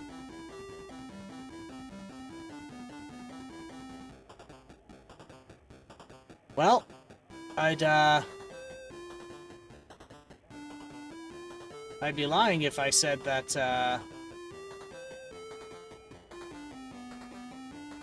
I'd be lying if I said I was sad it's over.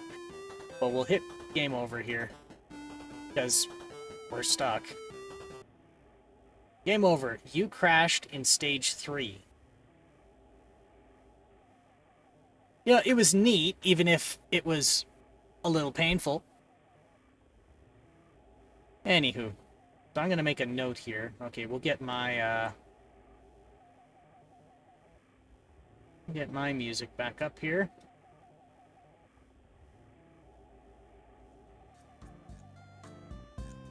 So that was Golfer.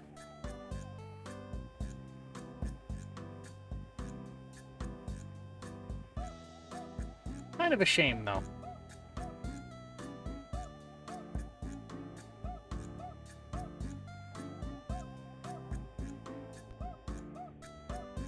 Alright, let's start her up cold. Get our next game on deck.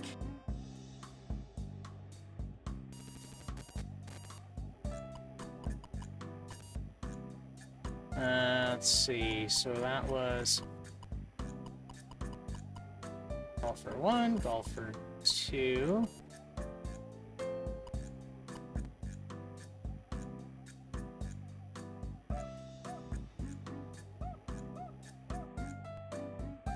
Yeah, this is working out really well, because in the next, in about 5 minutes, we're going to hit our scheduled ad break. So we're going to, that'll probably give us time to find the next game to queue up, and then we'll be ready for our next hour's stretch. Oh, God. What happened there?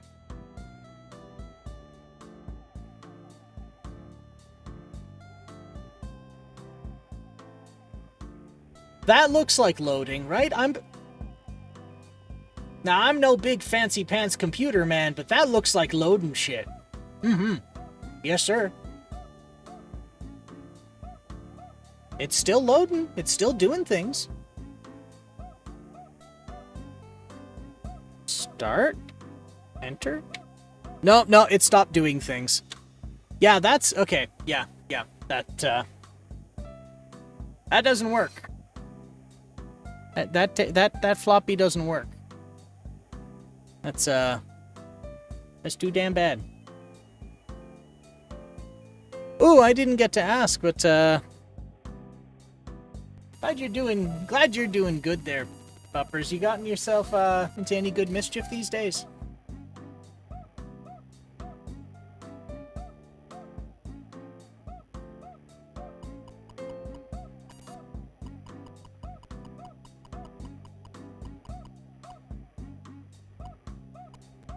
Alright, let's try that instead.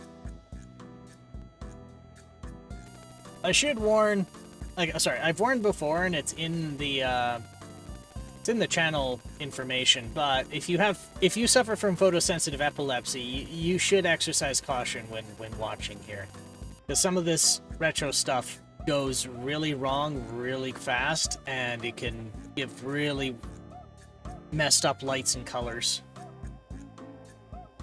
Just living boring life, playing games and watching Severance. I've heard about Severance. I don't know much about it.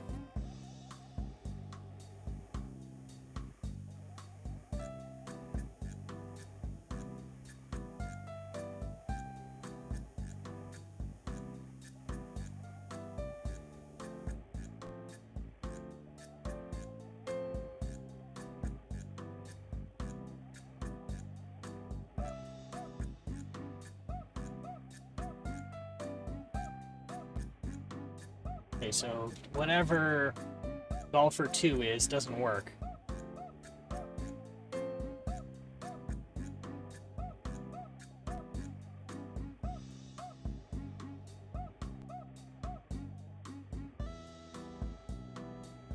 Oh, it's gonna be grumpy now? Yeah, it will be grumpy now, won't it?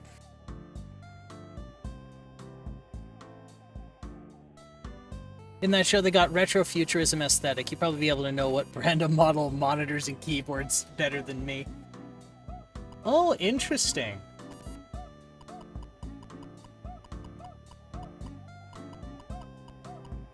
So yeah, I've heard of Severance, but not much about it. What can you tell me about it?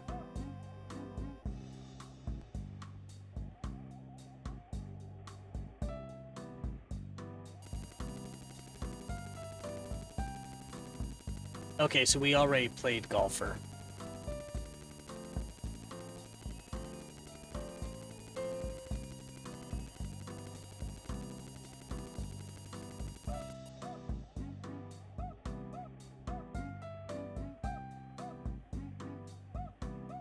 Please wait.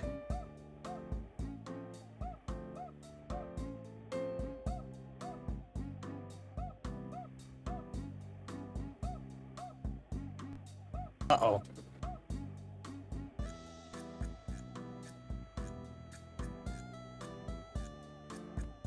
I didn't accidentally corrupt my boot disk, did I?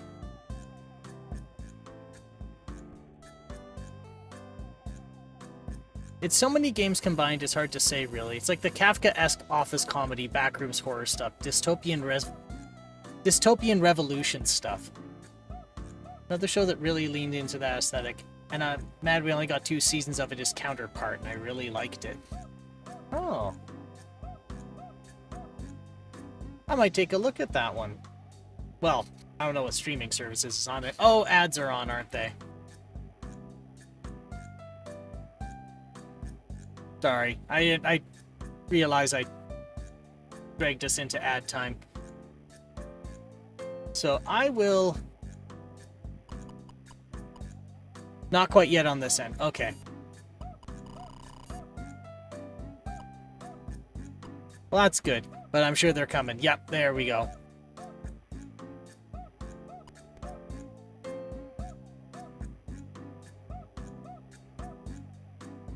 I've never heard of Counterpart or Stars.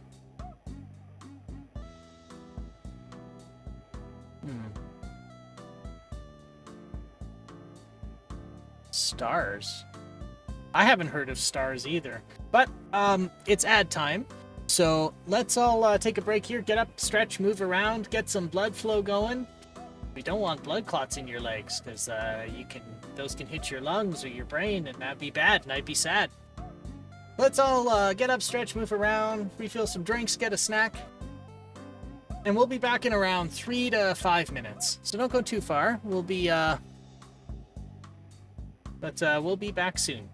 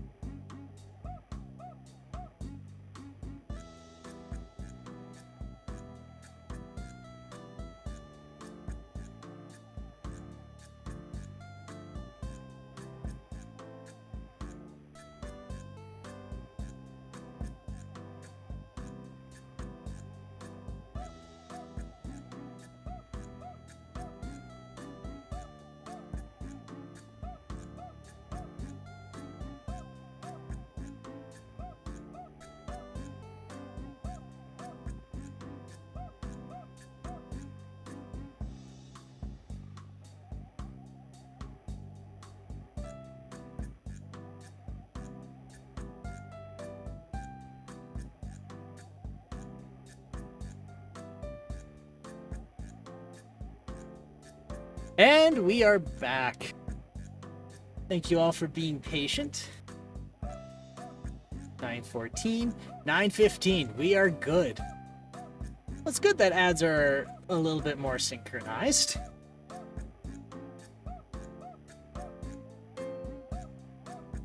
All right, this is Maxi Go. Whatever that is. I think that's supposed to be Maxi Golf. It's hard to tell because the files get truncated.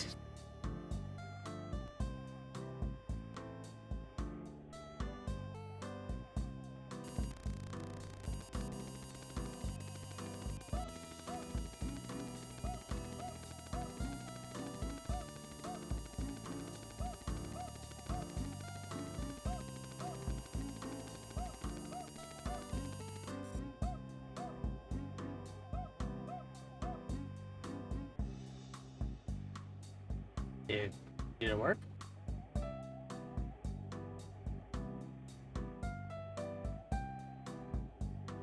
Did it do it?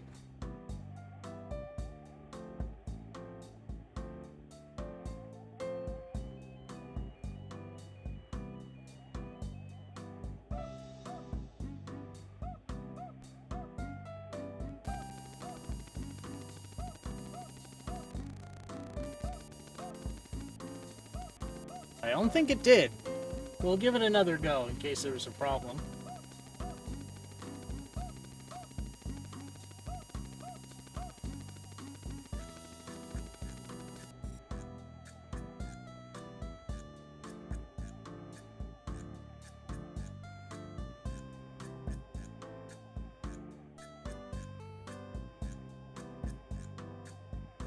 All right.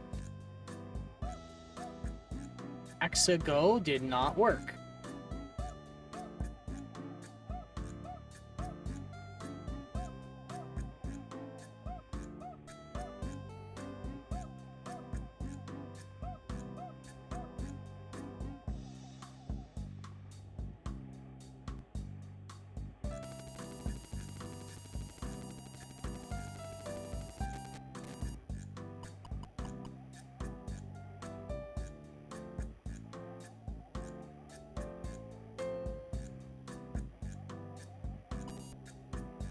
Okay, Maxa Golf.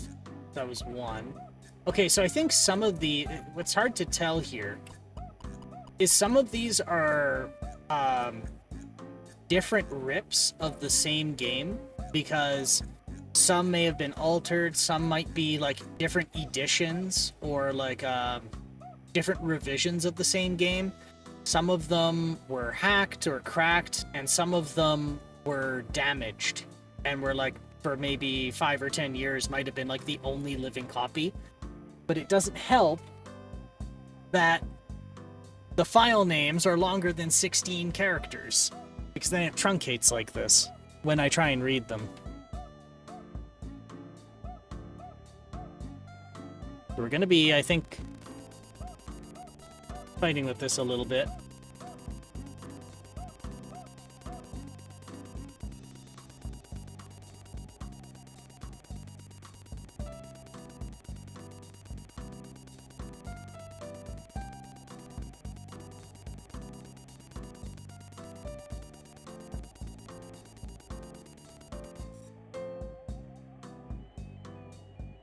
Well, it loaded different, but it still got us to the same end result. Bouton? Controller? Nothing? Enter? Start? Select? Option? Help? I push the help button and nobody helps me.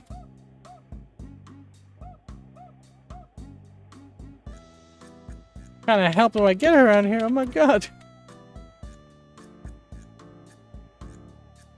Alright. Well, that one doesn't work either. Alright, back to the menu.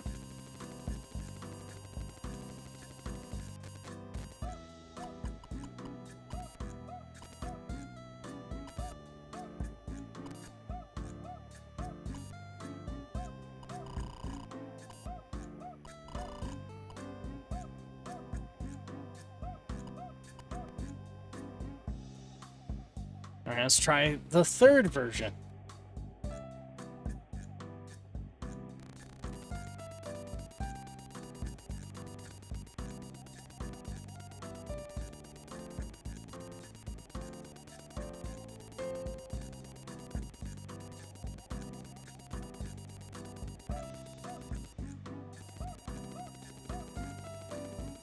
Yeah, that's looking better. Or did it freeze again?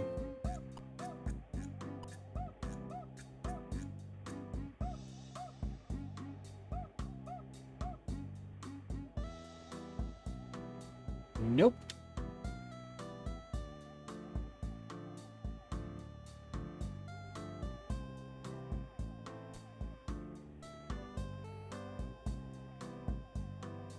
That's bad.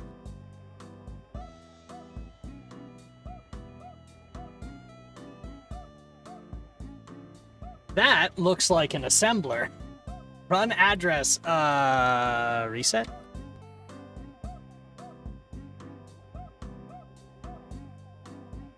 So it did not like that.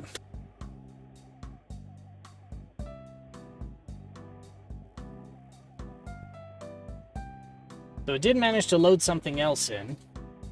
I don't think it was what we needed.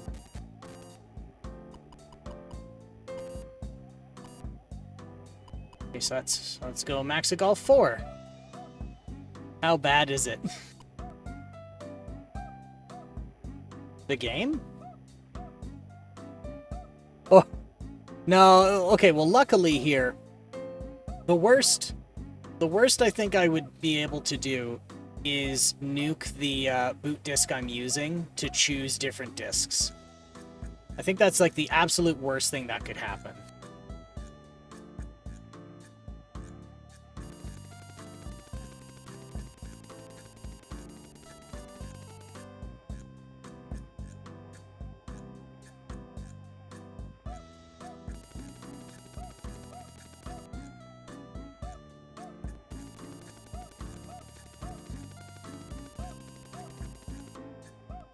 Does that turn basic off?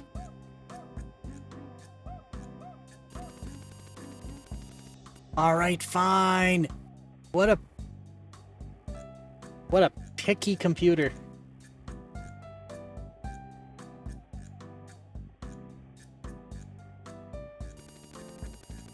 Jeez, it's so fussy.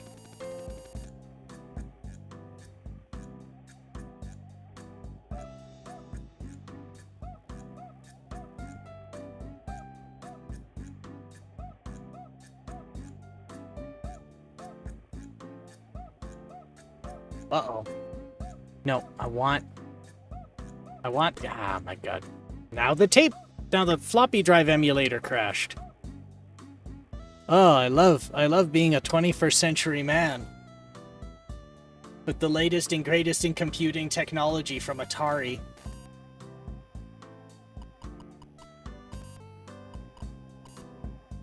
Alright, so that was Maxigolf 4, so we're gonna go Maxigolf... Let's try 6. Alright, I think I did try 5. We're gonna go to 6.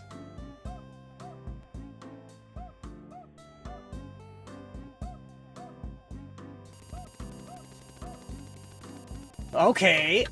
We'll try the 7th one, I guess? Okay, that's fine. It's fine, it's cool. It's, whatever. I don't care anymore. I don't care, it's not like I'm doing it live. First the torturous mini golf game, and now this. Okay, so that was 6. Now we're gonna try the 7th.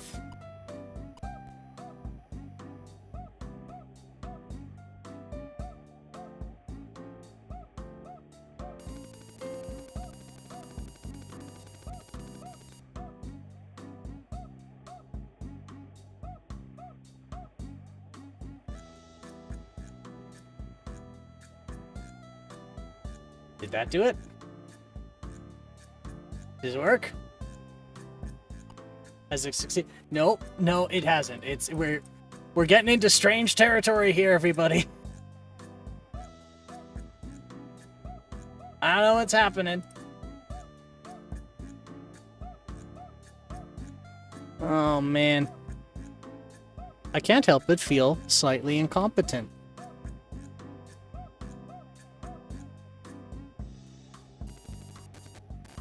I'm sure there were ways for me to avoid this if I had planned appropriately, but I don't seem to plan appropriately for anything. Alright, fine, we'll try the 8th. We're running out of ones to try.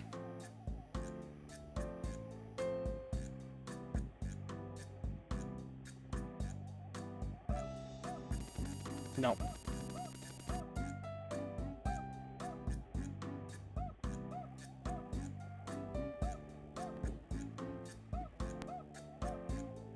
Alright, so the last copy that I have of like different archives of this floppy is 9th.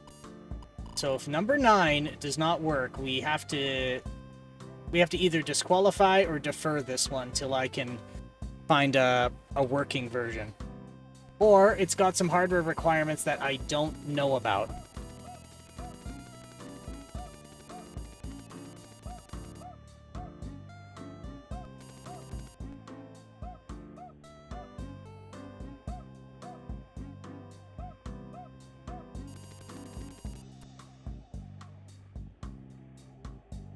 Okay, some of these here. One of these options lets me change boot modes. Not that one. It's select.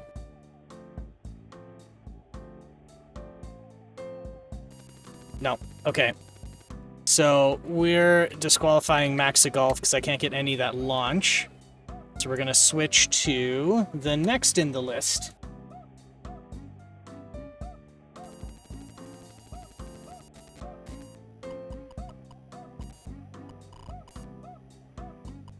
Which is Ma 4FC, that one. That one, whatever the hell that is. We're also getting in. Why do they all say boot error?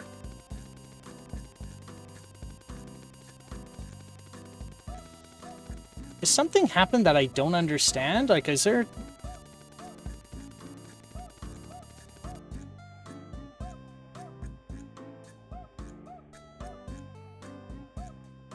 These aren't corrupt, are they? This is very unfortunate. Because I don't have something to fall back to if I've somehow... I'm starting to worry that I corrupted the SD card now.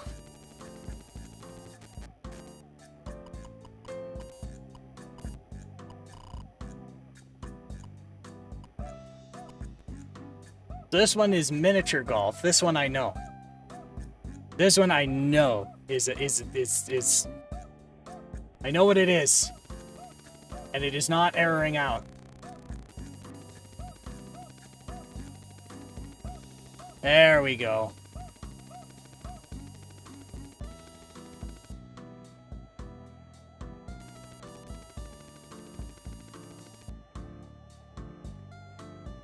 Miniature golf. Menu. I get a construction set too.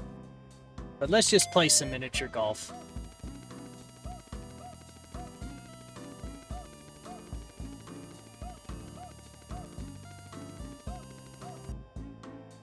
Initializing.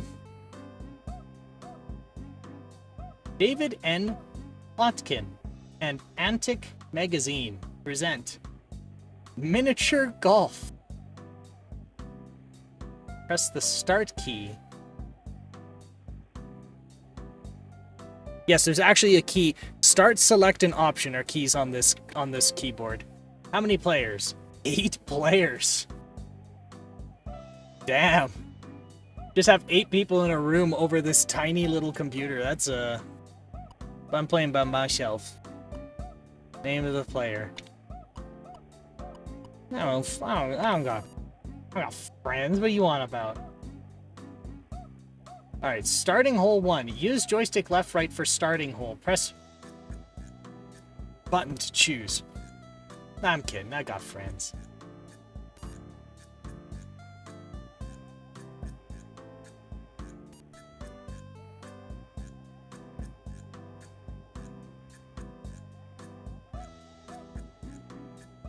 What the hell is this?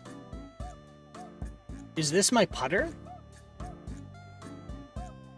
Start, replay shot, select, scores/return. Option, main menu.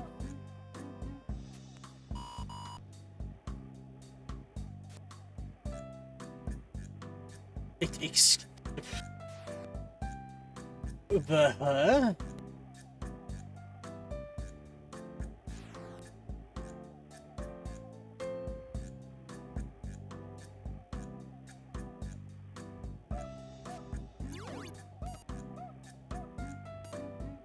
All right.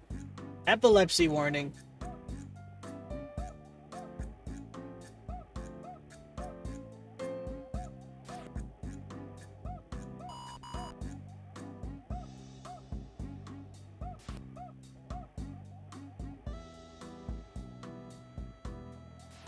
Boop.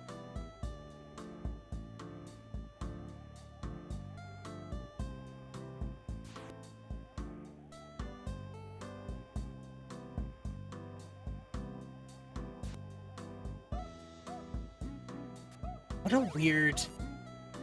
a weird putter.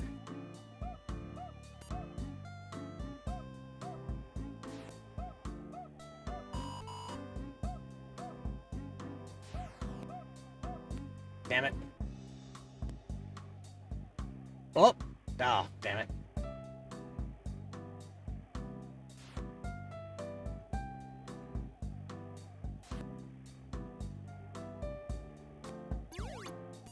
Boo-you.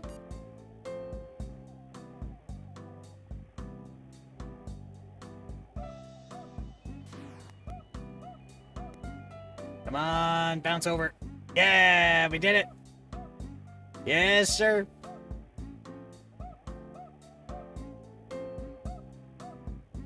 How far can I go? I can go to the boundaries of the screen. I wonder if I can crash it doing this.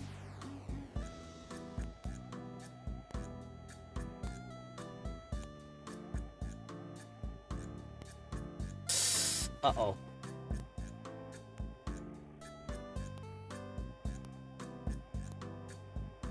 Oh, no, we're still going. We're still going. We're still going. No, we're going the wrong way. Oh, God. Oh, no, what have I done? Oh, no, never mind. I get to be cocky again. Boop.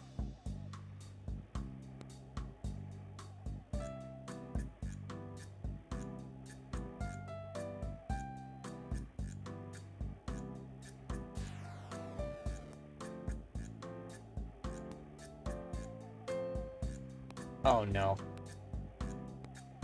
What have I did it again. I did not learn.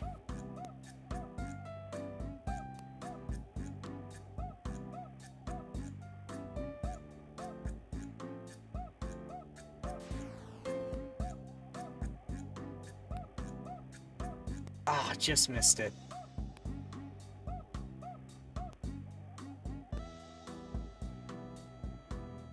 Oh, it's...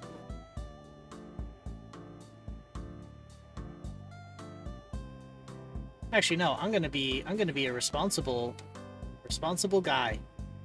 Look at that. Everything works so much better when I'm a responsible little guy.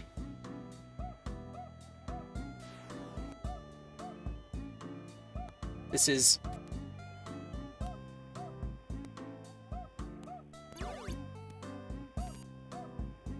You know what? This is pretty neat. This is neat.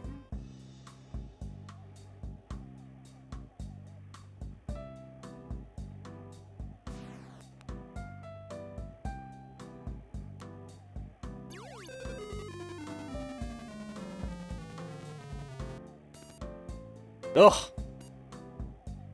Sorry, I was like, yeah, I got a hole in one, and then it just started getting a little more sinister as time went on there.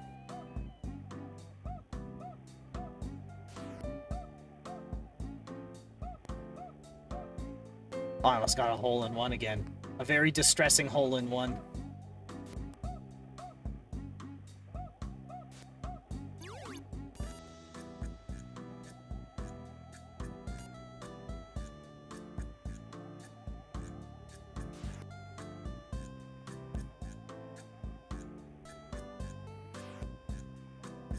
Damn it.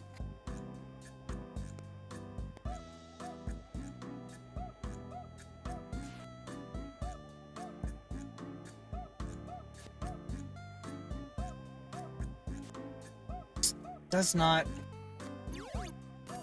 The shape of the putter and where the actual hitting surface is still trips me up. It's that little... There's a single little pixel where the ball fits in, and that's the hitting surface. Not the rest of this weird green block. Not in the middle or anything. That little crux right in there. My God.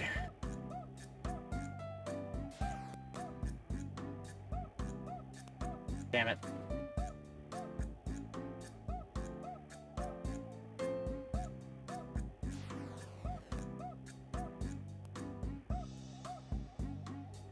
There we go. There we go.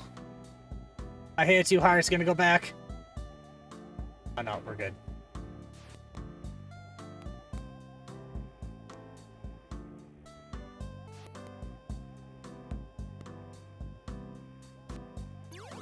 Yeah! We did it. Alright, hole number 9.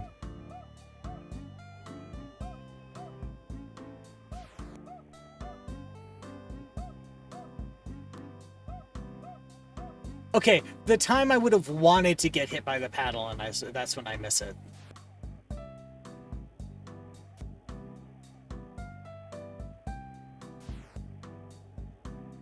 Bunk.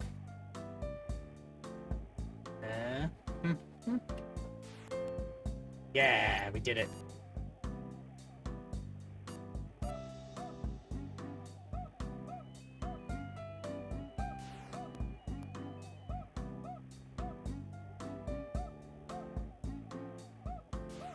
No, no. Oh. Ah, shit.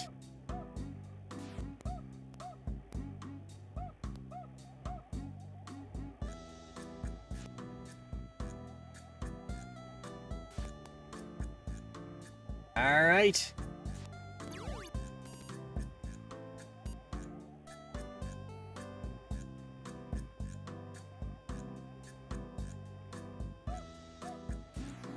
Trying to come to the realization I don't really consume a lot of media. I think I should. There's really neat TV shows and novels and music, and I really don't. I mean, everyone talks about it, and then I realize I know next to nothing, so I don't really consume it that much. Or if I do, it's nothing notable. I wonder if that's something I need to work on.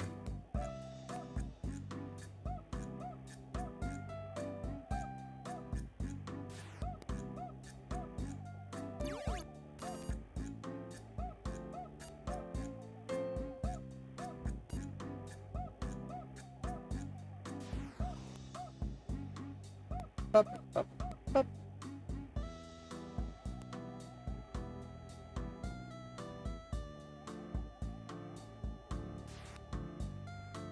There.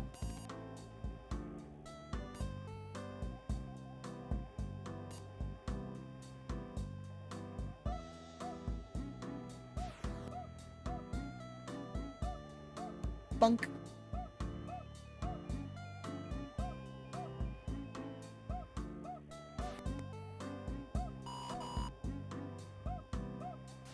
Okay, one folly to this putting power is like the distance from the ball, is that the putter is bound by the borders of the screen. So if your ball is like bumped up against the wall, you're screwed. Like you can't get a powerful enough putt. And I think it's nice to be able to have those cultural touchstones occasionally, but it's hardly critical. But doing something like watching all the movies on a top 50 list might be a fun experience given your challenge mentality. It'd provide you a nice cultural basis for reference. It's true. I could do that. Actually, I watched Dune recently. Actually, so I hadn't really said too much about it, but folks might have noticed that in the stream information it says I'm with a group called Green Circle. There's a lot of pretty bright folks in there. Actually, some that have a lot more just talent in general than I do. I am like a small fish in a big pond over there. But one of the things that the founder of that group did is one weekend, he had hosted over Discord, he hosted a watch along of Dune. David Lynch Dune, or David Lynch Dune. And apparently it was a special version of it, because I think, from what I understood, David Lynch was told to cut a lot of the video, like a lot of the film out, and he no longer wanted to be part of it because he felt it was too altered. Well, now I get the reference of I will not fear, fear is the mind killer and all that. That makes more sense now. Ooh, that was a good putt.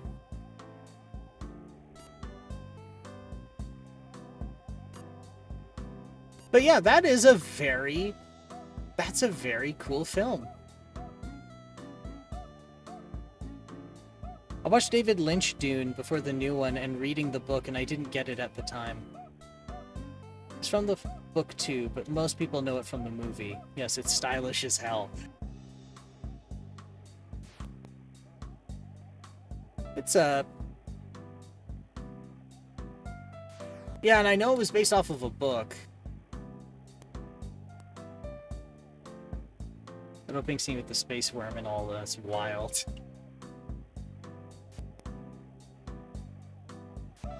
There we go. Like we're almost done mini golf. Okay, now this is just getting unfair.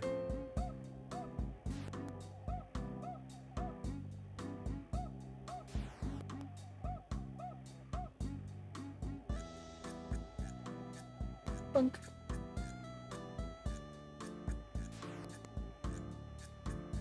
Bunk. No.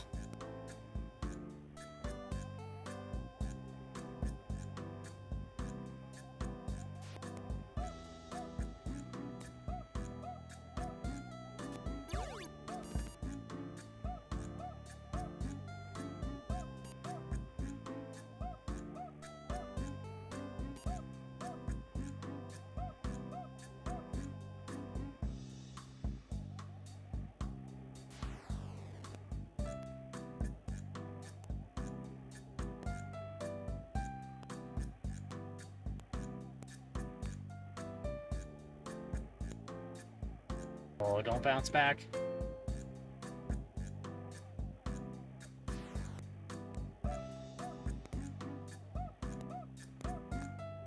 You know, I had a really weird thought when I was watching that movie because of the whole heart plugs thing. I thought to myself, I wonder how many people have died from having their heart plugs pulled because they just like snagged it on something trying to like put their shirt on in the morning.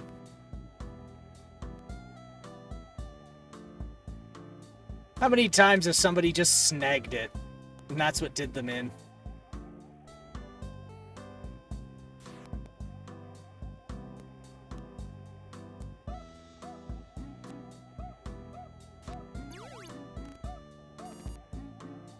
Hole number 19. How many holes of this are there? Is this, sometimes they're, like, sometimes mini-putt courses have, like, double length, so, like, 36 holes instead?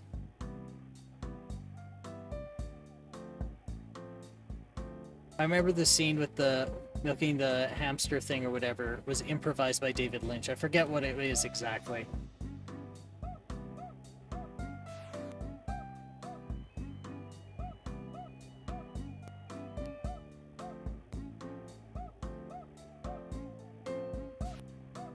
Hmm. Like, whatever changes he made, I think he did an excellent job with it. I don't know, films are one of those things where when I think of watching a movie, I'm like, I don't know if I want to just like sit still and watch a film, and then I get started, and suddenly I'm just all ears, just like I gotta see what happens next. I shouldn't say I've never like told myself you keep doing that, but it's kind of interesting seeing the behind the scenes in movies. But it was to my understanding that, especially when it came to David Lynch, he didn't like to explain movies or like why he did what he had done, or the process behind certain things. And to my understanding, it was that he felt it would kind of be like a magic show where you don't want to know, or you shouldn't know why, because then it kind of kills the fun or the experience. Which I can respect, but also at the same time, I'm like, damn, I gotta know how they did certain things, man. If I see a trick, I want to know how the trick was done, because it's usually something really ingenious.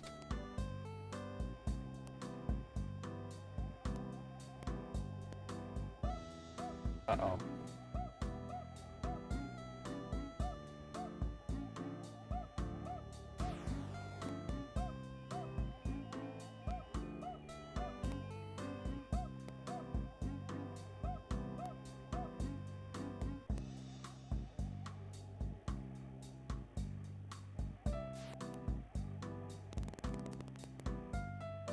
That scared me for a minute. No! Okay, we're good. We're okay. We did it. We made it.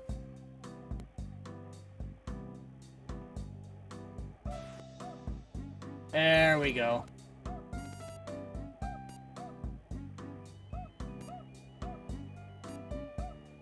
God, how many holes of this are there? I mean, technically we can wrap it up because it's one course or 18 holes.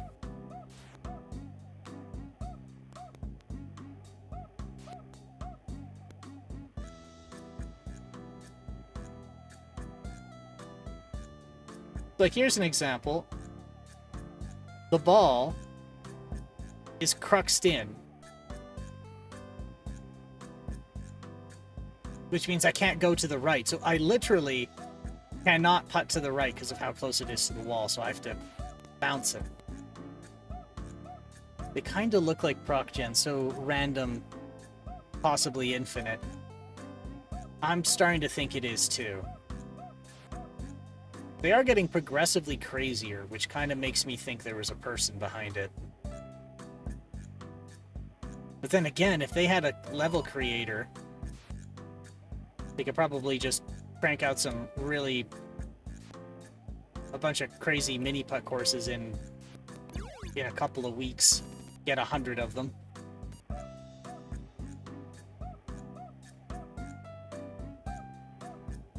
Oh yeah, these are just getting unfair now.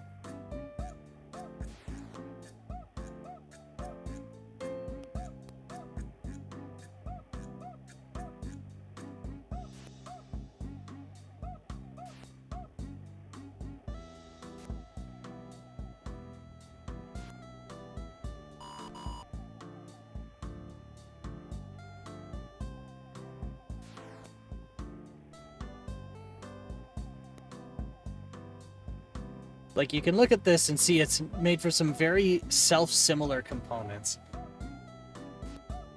That's true. I think I saw in the menu mention of a level editor, so I'm wondering if there's some templates or some like predefined objects,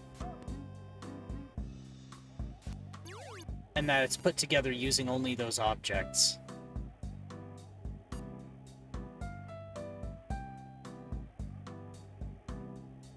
Or maybe I'm just giving too much credit.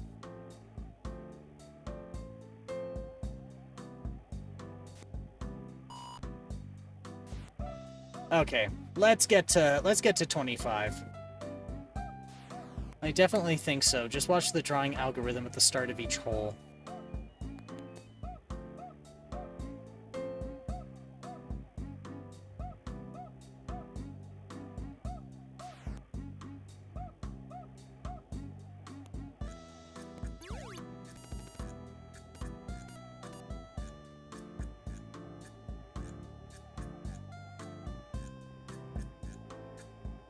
It just feels like loop through object list. And I did, every time it makes that bibbling sound, that's the computer touching the, that's it touching the disk drive through the peripheral bus. I forget what the peripheral bus is called. So...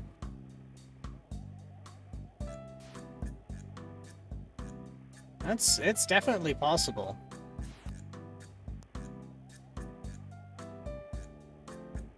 I think part of my skepticism is this is an 8-bit micro we're doing this on. I don't know if the capability's there, but you know what? 1, 2, 3. Okay. Okay, maybe... That would make no sense drawing them on top of each other. I think you're onto something.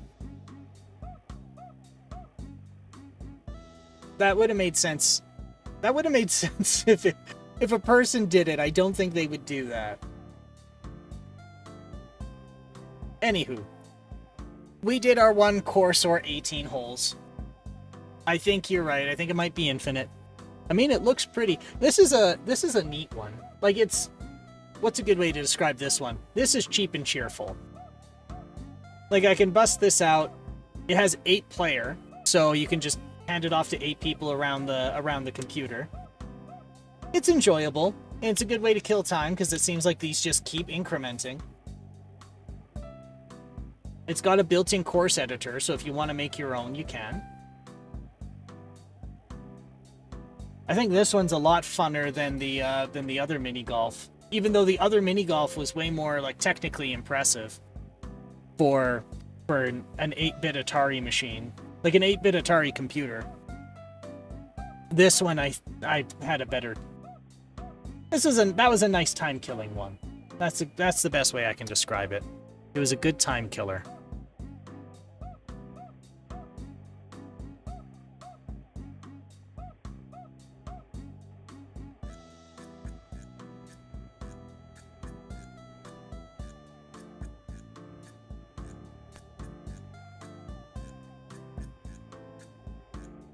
So that was just miniature golf.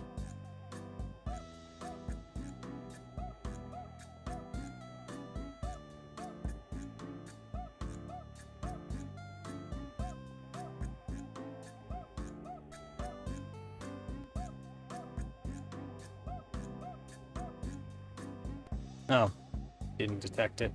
So there's some interesting bit here about the peripheral bus on the Atari 8-bit computers. So it is digital communication. It's not exactly... Yeah, it would be serial. But how it worked was each device would get an address, and then they could all share the same line, and you could chain them together. How is it explained to me? I'm doing a bad job right now because my mind is a little elsewhere, trying to do playing video games at the same time. But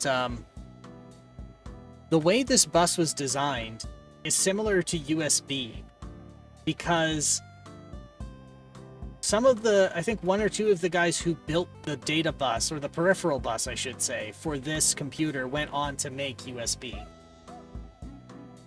So it's not, I don't think it's hot swappable like USB is. I don't want to try it, because I want to fix this if I fry something. But I just thought that was a neat little tidbit. That me faffing about with this and getting annoyed by it is... I'm actually getting annoyed at the grandpappy of USB. fighting with why it's not connecting to shit.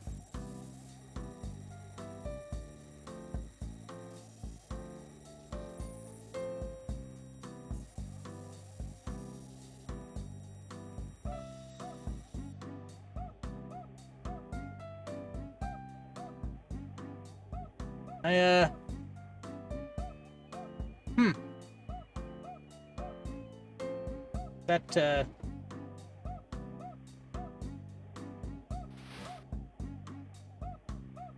Look, man. I know guys who golf in storms, but, like, Jesus fucking Christ.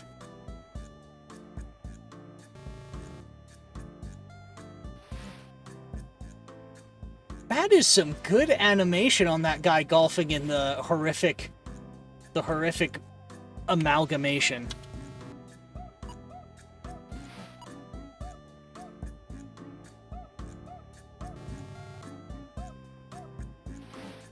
That's, let's try that again.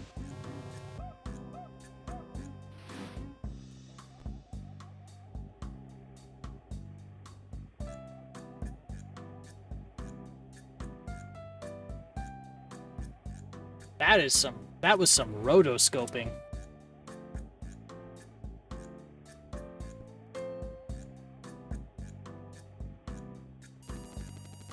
Golfing in the Screaming Void, a Duffer's Guide to 2025.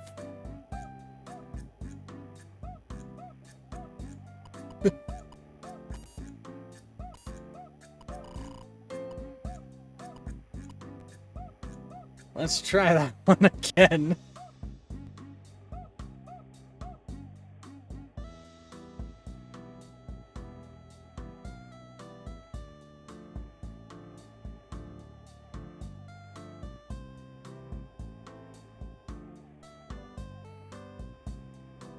Did it work?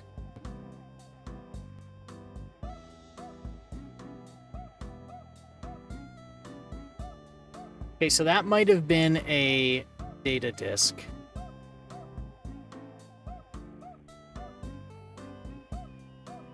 We'll try leaderboard 3.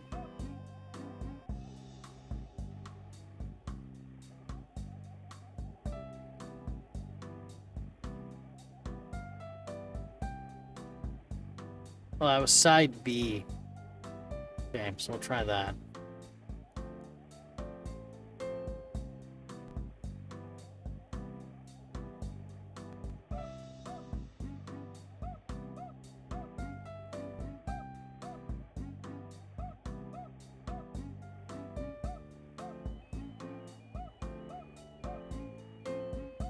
And timeout.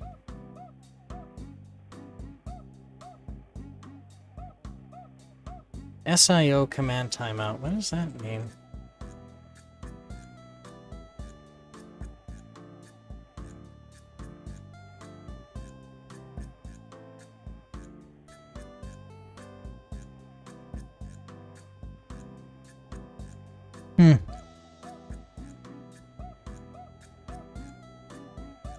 Well, shit.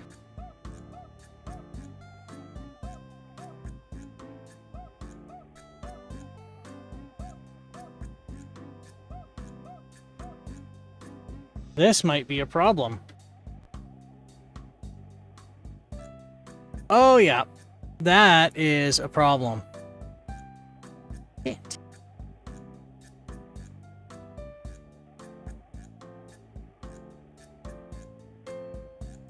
Well, that explains some of the loading errors. We have a failed disk drive emulator. I gotta rewire it, which means I gotta resolder it. Heck.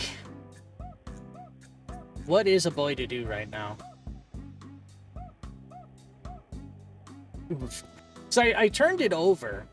I'm like, why would I get a command timeout error? And then I go look at it, and so... Alright, so here's what this is. I've got this, it's an Arduino, and it's got a special hat on it, and the hat includes an LCD screen and a touch screen and an SD card reader. And then on the GPIO pins, I have soldered I have the Atari's peripheral bus soldered on, and it looks like one of the solder pads broke off. So that would explain some of the weird loading we got. Alright. Shit. Don't have... Oh god, I don't even have another platform on deck either.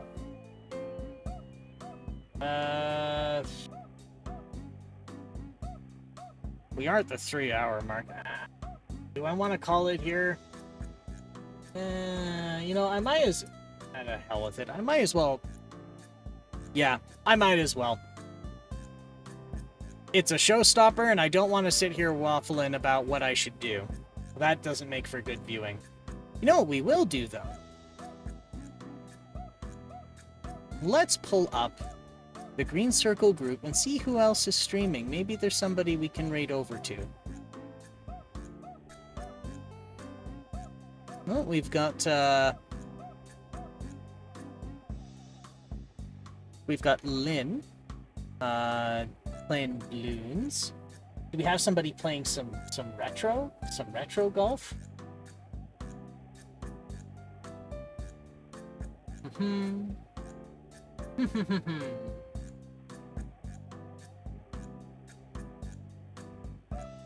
Let's have a look-see. Someone's playing.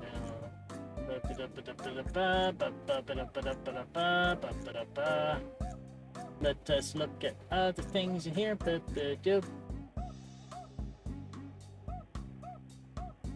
Okay, well, let's maybe do that. I think raiding on over would be a good thing to do.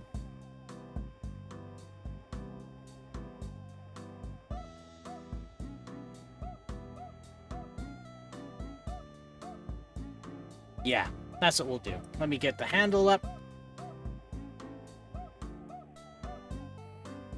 Here I was doing all this equipment testing, and I thought everything was just about ready, and then, yeah. Then this. Oh, well. What should we do for a raid message? Oh! How about... Actually, you know what? I think the standard emote raid message should be just fine.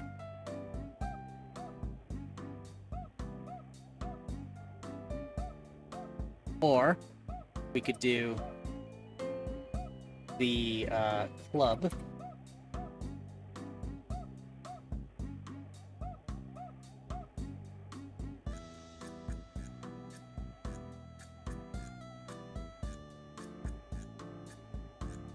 Or you got a club.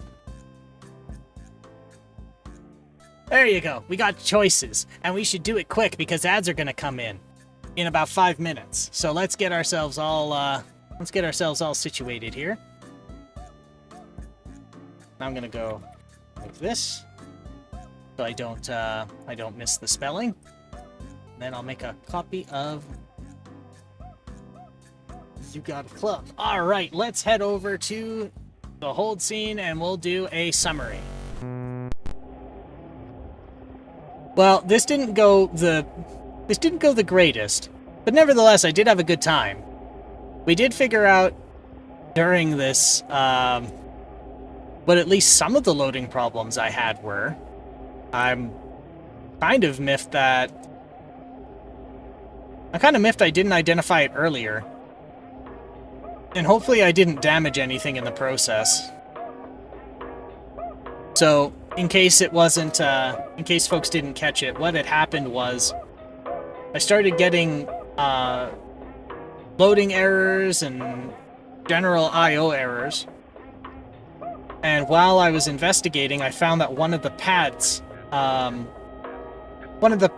that I soldered onto for this floppy drive emulator broke off. And that's a showstopper because I don't have another platform on deck with games loaded on it to continue. So I think what we're gonna do is just looking at some of the streaming group I'm with.